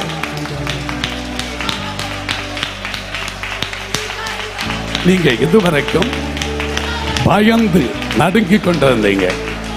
இப்பொழுது கல்வாரி ரத்தம், கல்வாரி ரத்தம் உங்க மனசாட்சியில இருக்கிற செத்த கிரியைகளை, உங்க மனசாட்சியில ஒரு பயம், உங்க மனசாட்சியில ஒரு சந்தேகம் எல்லாம் கவனிங்க, கவனிங்க, கவனிங்க. Please please please silent please. கவனிங்க. எனக்கு நல்லா தெரியும், என் தேவன் என்னோடு சொன்னார், நீயும் நிறுத்த முடியாது, சபையாரும் நிறுத்த மாட்டாங்க. இன்றைக்கு ஒரு அக்கினி நதி சபையில ஓடும். அது கர்த்தருடைய வருகை வரையிலும் யாரும் அந்த எழுப்புதலை தடுக்க முடியாது. அது என் மகனுக்கு நான் முன்குறித்தது, என் தாசனுக்கு என்று நான் உலக தோற்றத்துக்கு முன்னே முன்குறித்ததை காலம் நிறைவேறின போது அதை நான் வெளிப்படுத்துகிறேன். முற்காலங்களிலே இது வெளிப்படுத்தப்படவில்லை. இந்த கடைசி காலத்திலே எபேசியர் 3வது அதிகாரத்திலே ஆண்டவர் சொன்னபடி இது நிறைவேறுகிறது. ஆகவே கவனிங்க, கவனிங்க. அப்போ உங்க மேல ஒரு தழும்புகளின் வல்லமை இறங்கின உடனே கர்த்தருடைய பலன் வந்தது. ஆனா அடுத்து உங்க மேல இறங்குவது கல்வாரி ரத்தத்தின் வல்லமை. அந்த ரத்தத்தின் வல்லமை இறங்கின உடனே உங்க மனசாட்சியை இப்ப ஏதோ ஒன்று குத்தி உங்களுடைய உள்ளத்தை கிழித்து உங்களையே உங்களுக்கு சந்தேகம் உண்டாக்கக்கூடிய விதத்துல உங்களால உங்களையே நம்ப முடியல, உங்க மனசாட்சி உங்களையே வேதனைப்படுத்துகிறது. அந்த செத்த கிரியைகளை இன்றைக்கு கர்த்தர் சுத்திகரிக்க போகிறார். எத்தனை பேர் விரும்புறீங்க? அது சுத்திகரிக்கப்பட்ட உடனே உங்களுக்கு ஒரு மணவாட்டி அந்தஸ்தை ஆண்டவர் இன்றைக்கு கொடுப்பார். அந்த மணவாட்டி அந்தஸ்தை நீங்க பெற்று ஆண்டவருக்காக பக்தி வைராக்கியம் கொண்டு எழுப்புவீங்க. உங்களுக்கு கொடுக்கிற அந்த மகிமை ஒருவரும் எதிர்த்து நிற்க முடியாத, ஒருவரும் எதிர் பேச முடியாத வாக்கையும் வல்லமையும் கொண்டு வரும். யோசுவாவுக்கு கர்த்தர் சொன்னது போல, நீ உயிரோடு இருக்கும் நாள் வரைக்கும் ஒருவனும் உனக்கு முன்பாக எதிர்த்து நிற்பது இல்லை. அந்த வார்த்தை நிறைவேற போகிறது, அந்த வார்த்தை நிறைவேற போகிறது, அந்த வார்த்தை நிறைவேற போகிறது. யோபு சொன்ன, என் மீட்பர் உயிரோடு இருக்கிறார், கடைசி நாளிலே மண்ணின் மேல் வந்து நிற்பார். அந்நிய கண்கள் அல்ல, என் சொந்த கண்கள் காணும். இப்ப அந்த கண்ணை பரிசுத்தப்படுத்துகிறார். உங்க கண்களை கர்த்தர் பரிசுத்தப்படுத்துகிறார். உங்க காதுகளை கர்த்தர் பரிசுத்தப்படுத்துகிறார். இனி நீங்க கர்த்தருடைய சத்தத்தை தெளிவா கேட்பீங்க. இதுவரைக்கும் காணாத தரிசனங்களை நீங்க இன்றிலிருந்து காண தொடங்குவீங்க. உங்க இருதயம் வேறு இருதயமாய் மாறும். உங்க இருதயமும் ஆண்டவருடைய இருதயம் ஒன்றாக மாறும். அப்பொழுது அவருடைய ஏக்கம், அவருடைய இருதய துடிப்பு, அவருக்குள்ள இருக்கிற பாரம், ஐயோ இத்தனை கோடி மக்கள் அழிந்து போகிறார்களே, இவர்கள் அழிவு நின்று தப்புவதற்கு நான் என்ன செய்ய வேண்டும் என்கின்றதான ஒரு பாரம் கர்த்தர் உங்களுக்கு தருவார். கர்த்தர் உங்களுக்கு தருவார். அப்படியே அவருடைய அச்சடையாளம், திரும்ப தலைக்கு மேல கைய வைங்க, கிறிஸ்துவனுடைய அச்சடையாளம் உங்களுக்கு தரிப்பிக்கப்படும். உங்களை காண்கிறவர்கள் உங்களில கிறிஸ்துவை காண்பார்கள். மனுஷர் உங்கள் நற்கிரியைகளை கண்டு பரலோகத்தில் இருக்கிற உங்கள் பிதாவை மகிமைப்படுத்தும்படி உங்க வெளிச்சம் அவங்க மேல பிரகாசிக்கும். அவங்க மேல பிரகாசிக்கும். உங்களுக்கு தெரியும், தீர்க்கதரிசி ஒருவன் சொந்த ஊர்ல கனமடைய முடியாது. ஆனா நான் என்ன சொல்லுவேன் தெரியுமா? நான் கனமடையவே வேண்டாம் கர்த்தரே, நீர் கனப்படணும், நீங்க கனப்படணும்பா, நீர் கனப்படணும். கர்த்தர் என்ன சொல்லுகிறார் தெரியுமா? என்ன கனம் பண்ணுகிறவனை நான் கனம் பண்ணுவேன். சொந்த ஊர்ல கேளுங்க, என்ன கர்த்தர் கனப்படுத்தி வைத்திருக்கிறார். கனமடைய முடியாது, ஆனா நான் கர்த்தரை கனப்படுத்துகிறதுனால உங்களையும் கர்த்தர் சொந்த ஊர்ல கனப்படுத்துவார். எத்தனை பேர் விசுவாசிக்கிறீங்க? கரங்களை தட்டும் போது உங்களுக்கு இருந்த கட்டு உடைகிறத, நீங்க அந்த கையை தட்டும் போது சாத்தானுடைய தலை நசுங்கிற மாதிரி தட்டணும். நீங்க தட்டுறது சும்மா தட்டக்கூடாது.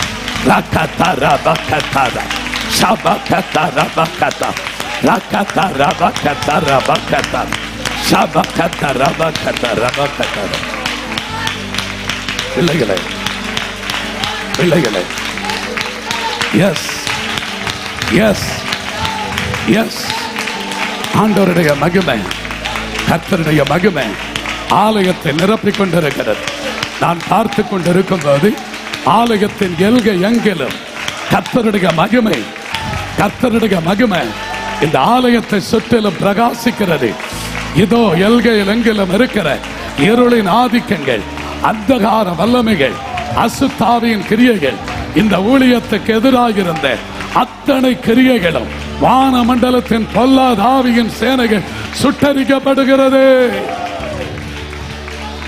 பிள்ளைகளே, எனக்கு வர்ணிக்க முடியாம எனக்குள்ளே வார்த்தைகள் வந்து அதை சரியா வெளிப்படுத்தி நேரத்துக்குள்ள முடிக்க முடியாதுங்கிற ஒரு வேதனை எனக்குள்ள இருந்தாலும் ஆவியானவர் சொல்லுகிறார், இன்றைக்கு நான் சகல பிரச்சனைக்கும் பரிகாரத்தை கொண்டு வருவேன்.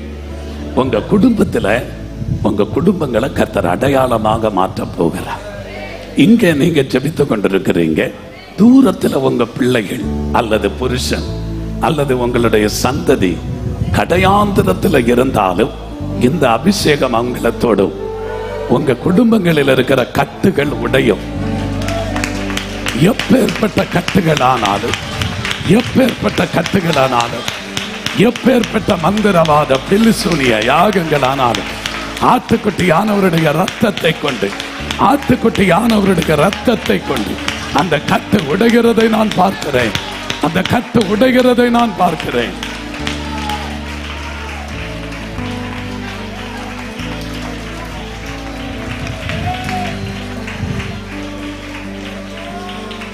பாருங்க,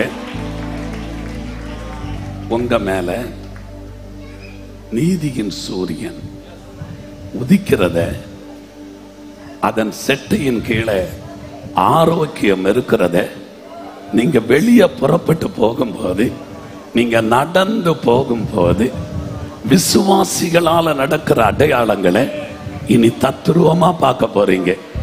அன்றைக்கு பேதுரு நடந்தான், நன்றாக கவனிங்க. பேதுரு நடந்தான், அவனுடைய நிழல் பட்ட அற்புதம் நடந்தது. இயேசு கிறிஸ்துவனுடைய நிழல் பட்ட அற்புதம் நடந்ததாக வேதத்துல வாசிக்க முடியாது. ஆனா இயேசு என்ன சொன்னார் தெரியுமா? என்னை விசுவாசிக்கிறவன், நல்லா கவனிங்க, என்னை விசுவாசிக்கிறவன் நான் செய்த கிரியை தானும் செய்வான், அதை விட பெரிய காரியம் செய்வான். கர்த்தர் பொய் சொல்ல மனிதன் அல்ல. ஆமேன் சொல்லுங்களேன். ஏன் அந்த அற்புதம் நடந்ததுன்னா, பேதுருவுக்குள்ள நீதியின் சூரியன் இருந்தார். அந்த நிழல் தான் பேதுருவனுடைய நிழல் வெளியரங்கமா தெரிந்தது. ஆனா ஒரு நிழல் வெளியே வரணும்னா எங்கிருந்தோ ஒரு ஒளி அந்த மகன் மேல தொடணும். நான் சொல்றது உங்களுக்கு புரிந்ததா? நான் சொல்ற கருத்து உங்களுக்கு புரிந்ததா? ஒரு மனிதனுடைய நிழல் படணும்னா கண்டிப்பா சூரியன் அவன் மேல படணும் அல்லது ஒரு வெளிச்சம் படணும். இங்கே நீதியின் சூரியனுடைய அந்த வெளிச்சம் பேதுரு மேல படுது. அதிலிருந்து போகிற அந்த நிழல் தான் அற்புதத்தை நிகழ்த்தினது.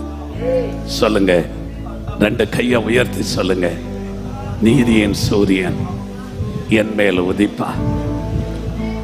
அவர் என் மேல உதிப்பா. என்னிடத்திலிருந்து ஒரு நிழல் போகும். அது அநேக அசுத்த வல்லமைகளை அடியோடு அழிக்கும்.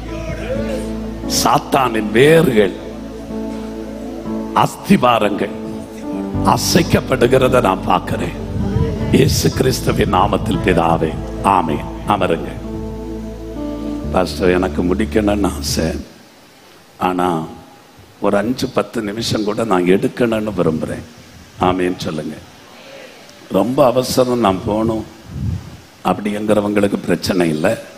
ஆனாலும் நான் சில ரகசியங்களை உங்களுக்கு சொல்லி முடிக்க போறேன். ஆமேன்னு சொல்லுங்க. நான் பிரசங்கத்தை பண்ணவே இல்லை, நான் பின்மாரியினுடைய தாக்கத்தை சொன்னேன். அது உலக அளவில் நடக்கும். ஆமேன்னு சொல்லுங்களேன். ஜனங்கள் கண்டிப்பா ரட்சிக்கப்பட போறாங்க. அந்த நிகழ்வுக்காக ஆண்டவர் நம்மை மாறப்படுத்துகிறார். இது நம்முடைய இயல்பான குணங்கள் அல்ல. உங்களுடைய கேளுங்க, அவர் என்ன பற்றி சொன்ன கலை வேற ஒன்றும் இல்லை. அவர் இன்டைரக்டா சொன்னார், நான் ஒரு கராத்தே மாஸ்டர். ஆயிரக்கணக்கான வாலிபர்களை வழிவிலக பண்ணி அவர்களை அடிதடியில, வன்முறையில, தீவிரவாதத்தில் தூண்டி விடுகிற ஒரு நபர். வர்ம கலைகளை கற்று தேர்ந்து ஒலிம்பிக்கில் அவார்டு வாங்கிறதுக்காக ராத்திரி பகலாக வர்ம கலை கற்றவர். ஒரு பக்கத்தில் அவருக்கு தெரியும், 1000 பேர் நின்னா அப்படி அசால்ட்டா சிரிச்சுட்டு நான் போவேன். ஒரு 1000 பேர் நின்னா நீ நான் ஒண்ணுமே பண்ண முடியாதுடான்னு சொல்லிட்டு போவேன். ஆமேன்னு சொல்லுங்க. அப்படிப்பட்ட என்னை, ஆமேன்னு சொல்லுங்க, ஆட்கொண்ட ஒரு தெய்வம். ஆமேன், ஆமேன். பிரியமான ஆண்டவருடைய பிள்ளைகளே, ஆகவே நான் உங்களுக்கு இதுவரை சொன்னதன் ரகசியம் என்னவென்றால், அந்த பின்மாறி எழுப்புதல் இந்த தேசத்துல கட்டாயம் வரும். ஆமேன்னு சொல்லுங்க. அது காலதாமதமாக கூடாது என்றுதான் கர்த்தர் நம்மை பாரப்படுத்துகிறார். அது நமக்குள்ள உண்டாகணும். ஆமேன்னு சொல்லுங்க. அது வேற வெளியே இருந்து வராது, ஆவிக்குரிய சபையில இருந்து தான் ஆரம்பிக்கும். ஒரு ஆவிக்குரிய பரிசுத்தவான கொண்டுதான் பின்மாறி எழுப்புதல் வருமே. எல்லாமே அந்த மண்டபம் இந்த மண்டபம், நான் அதை குற்றப்படுத்த விரும்பல. அது எரியும், மங்கி எரியும், அணையும், அதோடு முடியும்.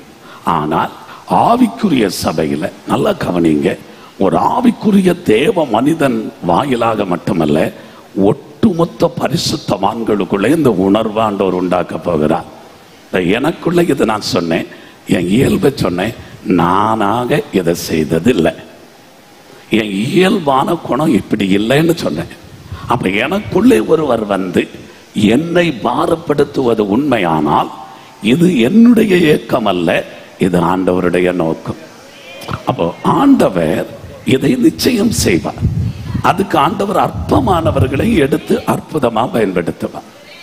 இப்போ நியாயாதிபதிகளின் புஸ்தகங்கள்ல உங்களுக்கு தெரியும், ஒரு மனுஷன் கெதியோ, அவனை பராக்கிரமசாலின்னு சொன்ன உடனே அவன் சொல்றான், ஐயோ நான் என் குடும்பத்தில் எல்லாரோடையும் வெஸ்ட், வெரி லீஸ்ட் பர்சன், நான் வெறும் மோசமானவன், என் குடும்பம் அப்படிப்பட்டது. ஆனா ஆண்டவர் சொல்றார், பராக்கிரமசாலியே கர்த்தர் உன்னோடு இருக்கிறார். நான் வசனங்களை எடுத்து சொல்ல நேரம் இல்லை. நியாயாதிபதிகள் 6:12 இருந்து அடுத்து 14, அப்படி 16, அப்படியே அடிக்க கொண்டே போகலாம் அவனுடைய வார்த்தைகள். அப்போ அவனோட சேர்றாங்க. அவன் ஒரு எக்காலம் ஓதுனா 32,000 பேர் வந்தாங்க. ஒரு பெருங்கூட்டம். ஆண்டவர் சொன்னார், எப்பப்பா இது டூ மச், அப்போ உடனே ஆண்டவர் சொல்றார், பயந்தவங்களை எல்லாம் ஓட சொன்னார், ஓடிட்டாங்க. 22,000 பேர் போயிட்டாங்க, மீதி 10,000 பேர் இருக்கிறாங்க. ஆண்டவர் சொன்னார், இதுவும் சரியில்லை பண்ண.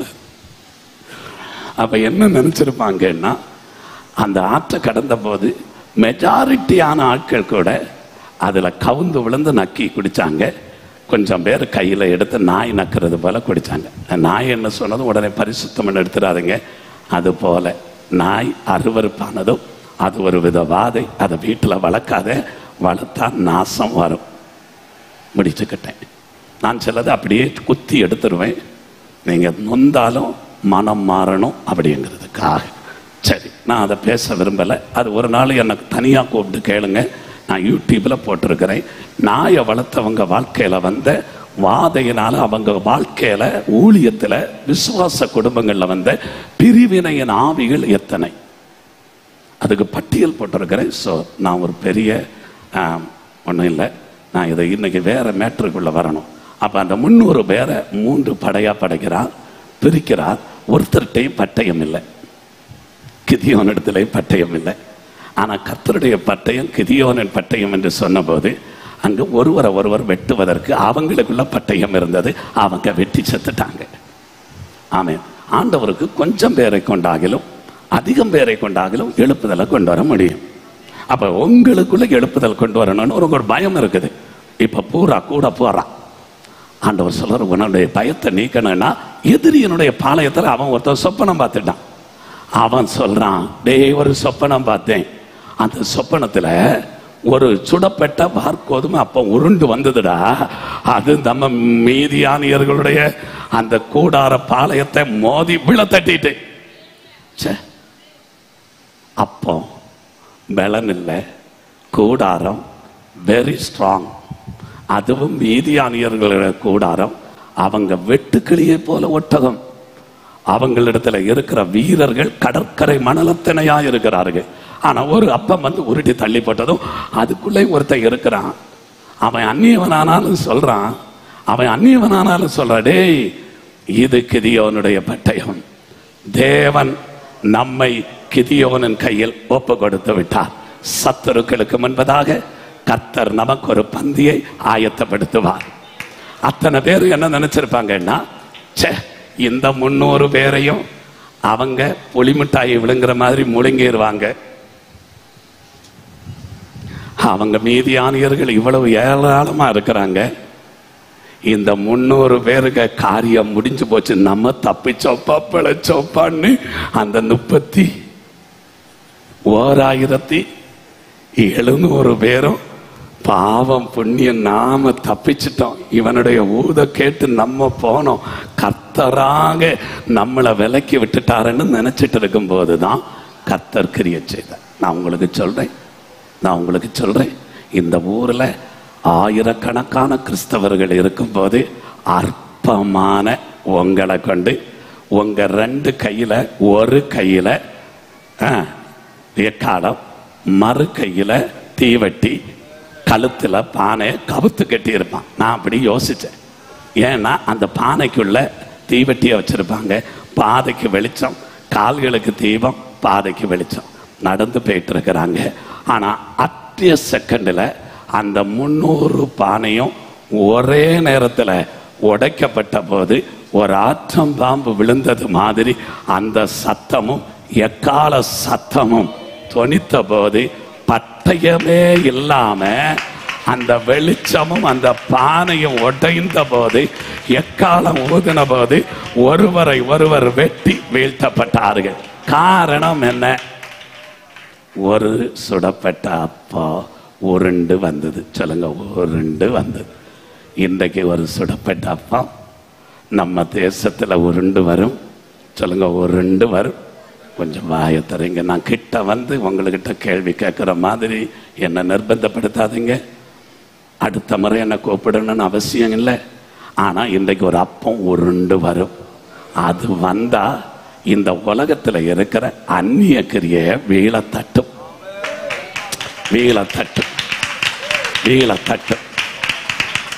அதே போல தாவீதை குறித்து 1 சாமுவேல்ல நீங்க வாசிக்க முடியும். அந்த நிகழ்வை வாசிக்கும் போது நமக்கு ஆச்சரியமா இருக்கும். சின்ன பிள்ளைங்களுக்கு சண்டே ஸ்கூல்ல சொல்லி கொடுக்கறத தோவால பாஸ்டர் வந்து இங்க சொல்றாருன்னு நீங்க அப்படி பார்க்காதீங்க. அதுக்குள்ள இருக்கிற ஒரு ரகசியத்தை சொல்றேன். ஆமேன்னு சொல்லுங்க. அந்த தாவீது ஒரு கல்லை எடுத்திருக்கான்னு வச்சுக்கிடுங்க. 5 எடுத்ததுல 1 வச்சுக்கிடுங்க. ஆனா அவனுக்கு முன்ன எப்போதும் கர்த்தர் இருக்கிறார். ஆமேன்னு சொல்லுங்களேன். கோலியாத்து என்னென்னமோ கொக்கரிக்கிறான். அது இவனுக்கு காதுல கேட்கல. அண்ணன் தம்பி 1000 சொல்றாங்க. ஒரு அபிஷேகம் பண்ணப்பட்டவனுக்கு எதிர்மறையான காரியம் காதுல கேட்காது. ஆமேன்னு சொல்லுங்க. நீங்க சொல்லுங்க, நான் கர்த்தரால் அபிஷேகம் பண்ணப்பட்டவன், எனக்கு அவிசுவாசமான வார்த்தை காதுல கேட்காது. சொல்லுங்க, என் காது அவிசுவாசமான வார்த்தை கேட்காது. நான் நடந்து வர்றேன், என்னை பார்த்து சொன்னா இப்பதான் பார்க்கிறேன். எனக்கு அவ்வளோ பெரிய சந்தோஷம். பாஸ்டருடைய அண்ணன், எனக்கும் அண்ணன். ஆமேன்னு சொல்லுங்களேன். ஆண்டவருடைய மகிமை உங்களை தொட்டு கொண்டிருக்கிறது. ஒரு பெரிய உருமாற்றம் உங்களை கொண்டு தேவன் கொண்டு வரப்போகிறார். ஒன்றுக்கு இயலாதவர்களாக இருக்கலாம். அண்ணன்காரன் கூட தம்பிய அற்பமா பேசுறான். அப்பாக்காரர் பெரிய தீர்க்கதரிசிய விருந்து கலைக்கிறார். அவனை விழிக்க கூப்பிடல. நம்ம ஊர்ல விழிக்கல. அதே மாதிரி அவரை கூப்பிடல. ஆனா கர்த்தர் அவரை முன்குறித்தார். ஆண்டவர் அந்த சாமுவேலை கொண்டு அபிஷேகித்தது போல இன்றைக்கு உங்க மேல ஒரு ஆனந்த தைல கொம்பு. சாமுவேலுக்கு 2 வித அபிஷேகம் உண்டு. ஒன்று, குப்பியை கொண்டு சவுலை அபிஷேகித்தான். குப்பி உடையும், கொம்பு நிமரும். நமக்கு ஒரு கொம்பு இருக்குது. சொல்லுங்க, நமக்கு குப்பி இல்லை, கொம்பு. நமக்கு ஒரு கொம்பு இருக்கு. அந்த கொம்பு அபிஷேகம் தான் இன்னைக்கு இந்த சபையில ஊற்றப்படும். பாருங்க, எனக்கு இந்த தகப்பனார் மேல ரொம்ப சந்தோஷம். இவராவது எழும்புறதாவதுன்னு நினைச்சிட்டு இருந்தேன். அவர் பார்த்தா ரப்பர் பால் மாதிரி தொள்ளுறாரு. இனி அப்படிப்பட்ட காலம் சீக்கிரத்துல வரும். ஆமா, வரும். அதுக்கு தான் நம்ம நிக்கிறோமே. அதுக்கு தான் தேவன் நம்ம எடுத்து பயன்படுத்தி கொண்டிருக்கிறாரு. அப்போ இவனுக்குள்ள இருந்த அந்த அபிஷேகம், இவனுக்கு ஒரு கல்லே போதும். அவன் என்ன சொன்னான் தெரியுமா? அந்த 1 சாமுவேல் 17வது அதிகாரம் 46வது வசனத்துல அவர் ஒரு காரியத்தை சொல்றாரு. நான் இன்றைக்கு உன் தலைய இந்த கல்லை வச்சு வாங்குவேன். ஆமே, கல்லை வச்சு உன்னை வீழ்த்துவேன். உன் பட்டயத்தை எடுத்து உன் தலைய வெட்டுவேன். பூமியில, சொல்லுங்க, பூமியில ஜீவன் உள்ள தேவன் ஒருவர் இருக்கிறார் என்று பூலோகத்தார் யாவரும் காண்பார்கள். விசுவாச வீரனுடைய வாழ்க்கை, சொல்லுங்க, விசுவாச வீரனுடைய வார்த்தை. ஏலா, சொல்லுங்க, இயலா, சொல்லுங்க, இயலா. என்னால இயலாத இடத்துல நான் நிக்கிறேன். ஆனா என் வாயிலிருந்து வருகிற வார்த்தை பூலோகத்தார் இன்னைக்கு காண்பாங்க. சூப்பரான விசுவாச அறிக்கை நானும் இன்னைக்கு பேசுறேனே. பூலோகத்துல எங்கெல்லாம் கிறிஸ்தவ சபை இருக்குதோ அங்க தாவீதை பற்றி சொல்லாத சபையே இல்லை. ஆமேன் சொல்லுங்க. ஆண்டவர் சின்ன கல்லை கொண்டு பெரிய கோலியாத்தை வீழ்த்துவதற்கு காரணம், கர்த்தரை எப்பொழுதும் எனக்கு முன்பாக வைத்திருக்கிறேன். அவர் எனக்கு முன்ன இருக்க கோலியாத்து ஒரு பொருட்டே இல்லை. அவனே சொல்றான், நான் என்ன நாயா?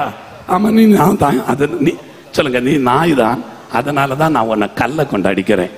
அது சாதாரண கல்லல்ல, மூளைக்கு தலைக்கல். யாக்கோபுக்கு தெரியாது. சூரியன் அணைந்து போயிட்டு அவனோட கூட ஒரு கல்லு போகுது. கல்லை தலைக்க கீழே வச்சு தலைவன மாதிரி யாராவது படுக்க முடியுமா? படுத்தா தான் தூக்கம் வருமா? கல்லு கரடு மரடா எல்லாம் இருக்கும். கல்லை வச்சு யாரும் படுத்துக்க அனுபவம் இருக்காது. ஆனா நான் சொல்ற கல்லு மூளைக்கு தலைக்கல். அது உனக்கு தரிசனங்களை தருகிற கல். இங்கே இந்த கல் அந்த கோலியாத்தை வீழ்த்தி பூலோகத்தார அறிவாங்க. நீங்க சொல்லுங்க, நான் சோட்டா மனுஷன்தான். சொல்லுங்க, நான் தோவாளைய பாஸ்டர் தான். நீங்க சொல்லுங்க, நான் அழகிய மண்டபம் சர்ச்சினுடைய பாஸ்டர் தான். நான் ஒரு சாதாரண மனுஷன்தான். ஆனா எனக்குள்ள இருக்கிறவர் சாதாரணமானவர் அல்ல. அவர் உலக, சொல்லுங்க, உலக ரட்சகர். நான் பிரசங்கிக்கிறது ஒரு கிராமத்து தெய்வத்தை அல்ல, ஒரு மொழி தெய்வத்தை அல்ல, ஒரு குலத்துக்கு தெய்வத்தை அல்ல, ஒரு நாட்டுக்கு தெய்வத்தை அல்ல.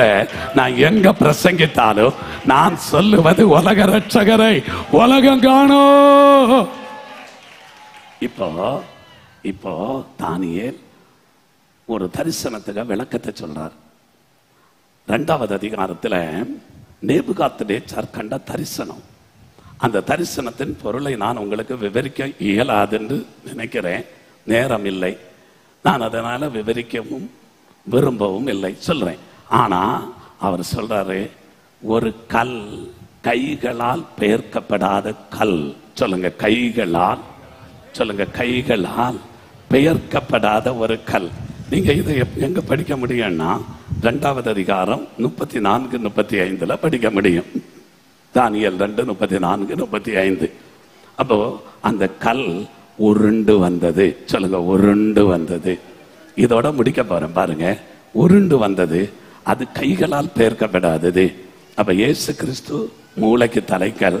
அவர் மனுஷ சித்தத்தின்படியோ, சொல்லுங்க, மனுஷ சித்தத்தின்படியோ புருஷ சித்தத்தின்படியோ பிறக்காம பரிசுத்த ஆவியினால பிறந்தவர். இப்ப அந்த கல் என்ன செய்யுதுன்னா கைகளால பெயர்க்கப்படாம, சூப்பர் சூப்பர் சூப்பர், ஆமென். அதுதான் யதார்த்தமான கல். அது யாரும் எடுக்க வேண்டாம், அது யாரும் பெயர்க்க வேண்டாம். அதுக்கு ஒரு டைம் இருக்கு, அது பெயர்க்கப்பட்டு வரும். அது வந்து எங்க மோதும்னா, இன்றைக்கு உலகத்துல அவியல் கட்சிகள் நிரம்பி இருக்கிற பாரத தேசம் களிமண்ணும் எறும்பும் இங்க தான் மோத போகுது. இங்க தான் ரூட்டே இருக்குது. இந்த இந்தியாவிலிருந்து தான் எழுப்புதல் வரப்போகுது. ஏன்னா இங்கிருந்து தான் உலகம் எங்கும் ஏற்றுமதி செய்யப்படுவது விக்கிரகம் இந்தியாவிலிருந்து தான். கள்ளத்தனமாக அடிக்கடி கடத்திட்டு போறாங்க, அதை பிடிச்சு கொண்டு வராங்க பேப்பர். இது நான் சொல்லல, பேப்பர்ல வர்றது சொன்னேங்க. சண்டைக்கு வந்துடாதீங்க, கோவப்பட்டுறாதீங்க. இப்படி உலகமெங்கும் விக்கிரகங்கள் ஏற்றப்படுகிற ஒரு நாடு இந்தியா. ஆகவே ஒரு கல் வரும், அது உருண்டு வரும். நேபுகாத்நேச்சாருடைய சிலையினுடைய பாதத்தை தான் அடிக்கும். அந்த கல் உருண்டு வந்து அந்த சிலைய மோதும். அந்த சிலைய மோதும் போது தலை தங்கமா இருந்தாலும், வெண்கலம் இருந்தாலும், வெள்ளி இருந்தாலும், இரும்பு இருந்தாலும், வெண்கலமும் எல்லாம் சுக்குநூறாகி எல்லாம் எருக்களத்துல இல்ல, அந்த பதற போல, அந்த பதர் பறக்கிறது போல அப்படியே தூள் தூளா பெயரும். சிலையை மோதின, இங்க வார, சிலையை மோதின கல்லோ வென்றால் ஒரு பெரிய பர்வதமாகி மீதியை நீங்க சொல்லணும். தோவாலைய நிரப்பிட்டு, அழகிய மண்டபத்தை நிரப்பிட்டு, கன்னியாகுமரியை நிரப்பிட்டு, பெரிய கல் இல்லை, பூமியை நிரப்பிட்டு சமுத்திரம் ஜலத்தினால் நிறைந்திருக்கிறது போல. ஏசாயா 11:9, பூமி கர்த்தரை அறிவிக்கிற அறிவினால் நிறைந்திருக்கும். தீர்க்க தரிசனத்தை நான் முடிக்கிறேன், எல்லாரும் எழும்பி நில்லுங்க. சிலையை மோதின கல் பெரிய பர்வதமாகி பூமியை நிரப்பும். நம்புறீங்களா? நீங்களும் நானும் ஒன்றும் செய்ய முடியாம அழுகிறீங்களா? இனி எத்தனை காலம் ஆண்டவரே இப்படி நாங்க தட்டி தட்டி இப்படியெல்லாம் கண்ணீர் வெடித்து, அங்க ஒரு எழுப்புதல் கூட்டம், எங்க ஒரு எழுப்புதல் கூட்டம், இதை நாங்க செய்து கொண்டிருப்பது எங்களுக்கு நீர் கொடுத்த கடமை. ஆனா எங்க ஏக்கம், சொல்லுங்க, எங்க ஏக்கம். எல்லாரும் வாயத்துறீங்க, முடிக்கிறீங்க. கோவப்பட்டாலும் பரவாயில்ல, கொஞ்சம் முடிக்க போறேன். அப்படியே ஸ்தோத்திரம் பண்ணுங்க, எல்லாரும் ஸ்தோத்திரம் பண்ணுங்க. ஆண்டவரே, எங்களால இப்படிப்பட்ட இந்த ஊழியங்களை செய்து திருப்தி அடைய முடியல. ஏனென்றால் தினந்தோறும் பல லட்சம் மக்கள் பாதாளம் போயிட்டு இருக்கிறாங்க. உம்மால அதை பொறுக்க முடியல. யாராவது இதற்காக திறப்பில நின்று ஜபிப்பார்களா என்று நீர் ஏங்கி கொண்டிருக்கிறீர். ஆகவே ஒரு கூட்டம் மக்களாக நாங்க எழும்பி திறப்பில நிற்க போறோம்.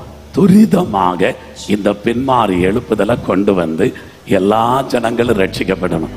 சொல்லுங்க, ஆண்டவரே, நீர் சிலுவையில சிந்தின ரத்தம் வீணாகாதபடிக்கு அந்த ரத்தம், ஆண்டவருடைய வார்த்தை, அது பரிசுத்த வேதாகமத்தில் 2 ஏற்பாடுகள், old testament and new testament, இந்த 2 ஏற்பாடுகளுக்குள்ளேயும் இருக்கிற ஒட்டுமொத்த தீர்க்க தரிசனங்கள் நிறைவேறுகிற ஒரு நாள் வரும்.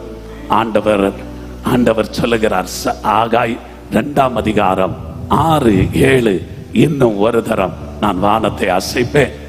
சொல்லுங்க, வானத்தை அசைக்க போறாரா? அந்த மேல் வீட்டறை அசைத்த போது, சொல்லுங்க, மேல் வீட்டறை அசைத்த போது உலகளவிய பெந்தைக்கோஸ்தே நாளில் பரிசுத்த ஆவியின் முன்மழை பெய்தது. ஆனால் இனி ஆண்டவர் ஒரு அறையை அல்ல, வானத்தை, சொல்லுங்க, வானத்தை, அறையை அசைத்த போது அப்படிப்பட்ட எழுப்புதல் வந்தது உண்மையானால் இன்னும் ஒரு தரம் வானத்தை அசைப்பேன். எதுக்கு? வானமண்டலத்தில் உள்ள பொல்லாத ஆவிகள் எல்லாம் பட்டு விழப்போகிறது. இப்ப நம்ம ஜெபிக்கிற ஜெபம் பரலோகத்துல எட்டாம நமக்கு பெரிய கட்டா இருக்குது. எப்படி ஜெபம் பண்ணினாலும், நாங்க எவ்வளவு எடுத்து சொன்னாலும், வசனத்தினுடைய ரகசியத்தை அறிவிக்க வேண்டிய விதத்துல எங்களால் அறிவிக்க முடியல. காரணம் வானமண்டலத்தின், சொல்லுங்க, வானமண்டலத்தின் பொல்லாத ஆவிய ஒரு அசைக்க போகிறா. பூமியை அசைப்பா. பூலோகம் அனைத்தையும் மோசம் போக்கின அந்த சாத்தானுக்கு ஒரு பெரிய அசைவு வரும். அடுத்து சமுத்திரத்தை அசைய பண்ணுவா. ஏன்? சமுத்திரத்தில் இருக்கிற கொடிதும் கடிதும் நீண்டதும் கோணலுமான அந்த வலு சர்ப்பத்தை நறுக்க போகிறார். அதன் தலையை நசுக்க போகிறார். சமுத்திரத்தை அசைய பண்ணுவேன். வெட்டாந்தரையை அசைய பண்ணுவேன். வனாந்திரத்துல நல்லா கவனிங்க. அரபு நாடுகளில் ஒரு அசைவு வரும். பெரிய பெரிய வனாந்திரம் எங்க இருக்குன்னா அரபு நாடுகளில். கடந்த ஆண்டுல அநேக அரபு நாடுகளுக்கு நான் சென்றிருந்தேன். அங்கு செல்லும் போதெல்லாம் ஆண்டவரிடத்தில் சொன்னான், இந்த அரபு நாடுகளில் நான் ஒரு அசைவை உண்டாக்குவேன், நீ தீர்க்க தரிசனம் உரைக்கணும். அந்த அரபு நாடுகளில் அப்படியே நடக்கிறதை இன்றைக்கு வரைக்கும் நான் காதார கேட்கிறேன். அதை இப்ப சொல்ல விரும்பவில்லை. காலம் வரும்போது கண்ணார நாம் காணப்போகிறோம். வனாந்திரத்தில் ஒரு அசைவை உண்டாக்குவேன். அடுத்து என்ன சொல்லுகிறார்? சகல ஜனங்களை அசைய பண்ணுவேன். பாருங்க, ஒரு அறைய அசைய பண்ணின போது அந்த முன்மாறி பெந்தைக்கோஸ்தே நாளின் எழுப்புதல் வந்தது. இனி தனிப்பட்ட நபரை அசைய பண்ணுவா. இப்போ எழுப்புதல் எங்கிருந்து வருமா? எனக்குள்ளே மட்டுமல்ல, ஒட்டுமொத்த மக்களுக்குள்ளே ஒரு அசைவை உண்டாக்குவா. சகல ஜனங்களாலும் விரும்பப்படத்தக்கவர் வருவார். இந்த அசைவு உண்டானதுக்கு பிறகு சொல்லுங்க, ஆண்டவருடைய வருகை வரணும். அதுக்கு முன்னே வரணும் என்ன நான் கேட்பேன். யாருக்கு வரும் தெரியுமா? பூரணப்பட்டவர்களுக்கு வந்து அவங்க இளைப்பாறுதல்ல போகணும். ரட்சிக்கப்படாம ஒருவரும் கைவிடப்படக்கூடாதப்பா. அதுக்கு முன்னே சொல்லுங்க, அதுக்கு முன்னே ஆண்டவருடைய வருகை எந்த நேரத்துல வந்தாலும் நாம ஆமேன் கர்த்தாவே வாரும் வாரும் வாரும் என்று எப்போதும் ஏங்கிக் கொண்டுதான் இருக்க வேண்டும். ஆனா நம்ம கெஞ்சணும், தகப்பனே தகப்பனே. எல்லாருக்குள்ள ஒரு அசை உண்டாகி எல்லாரும் கர்த்தரால் ரட்சிக்கப்பட்டு ஆண்டவருடைய ராஜ்யத்துக்கு அவகாசி ஆகணும். விரும்பப்படத்தக்கவர் வரணும்.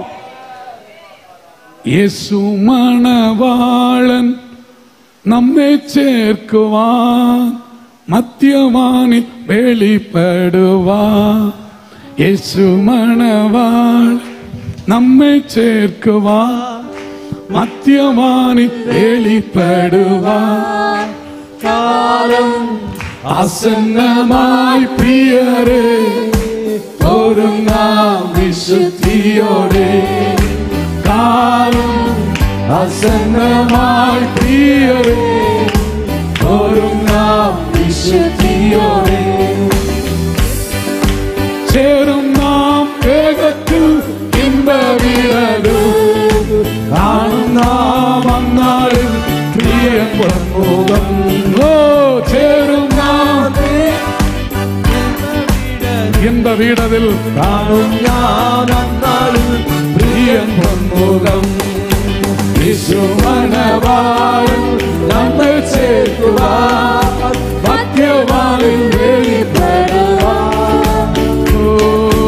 കാലം അസന്നമായി പ്രിയരേ ഒരുങ്ങാം വിശുദ്ധിയോടെ.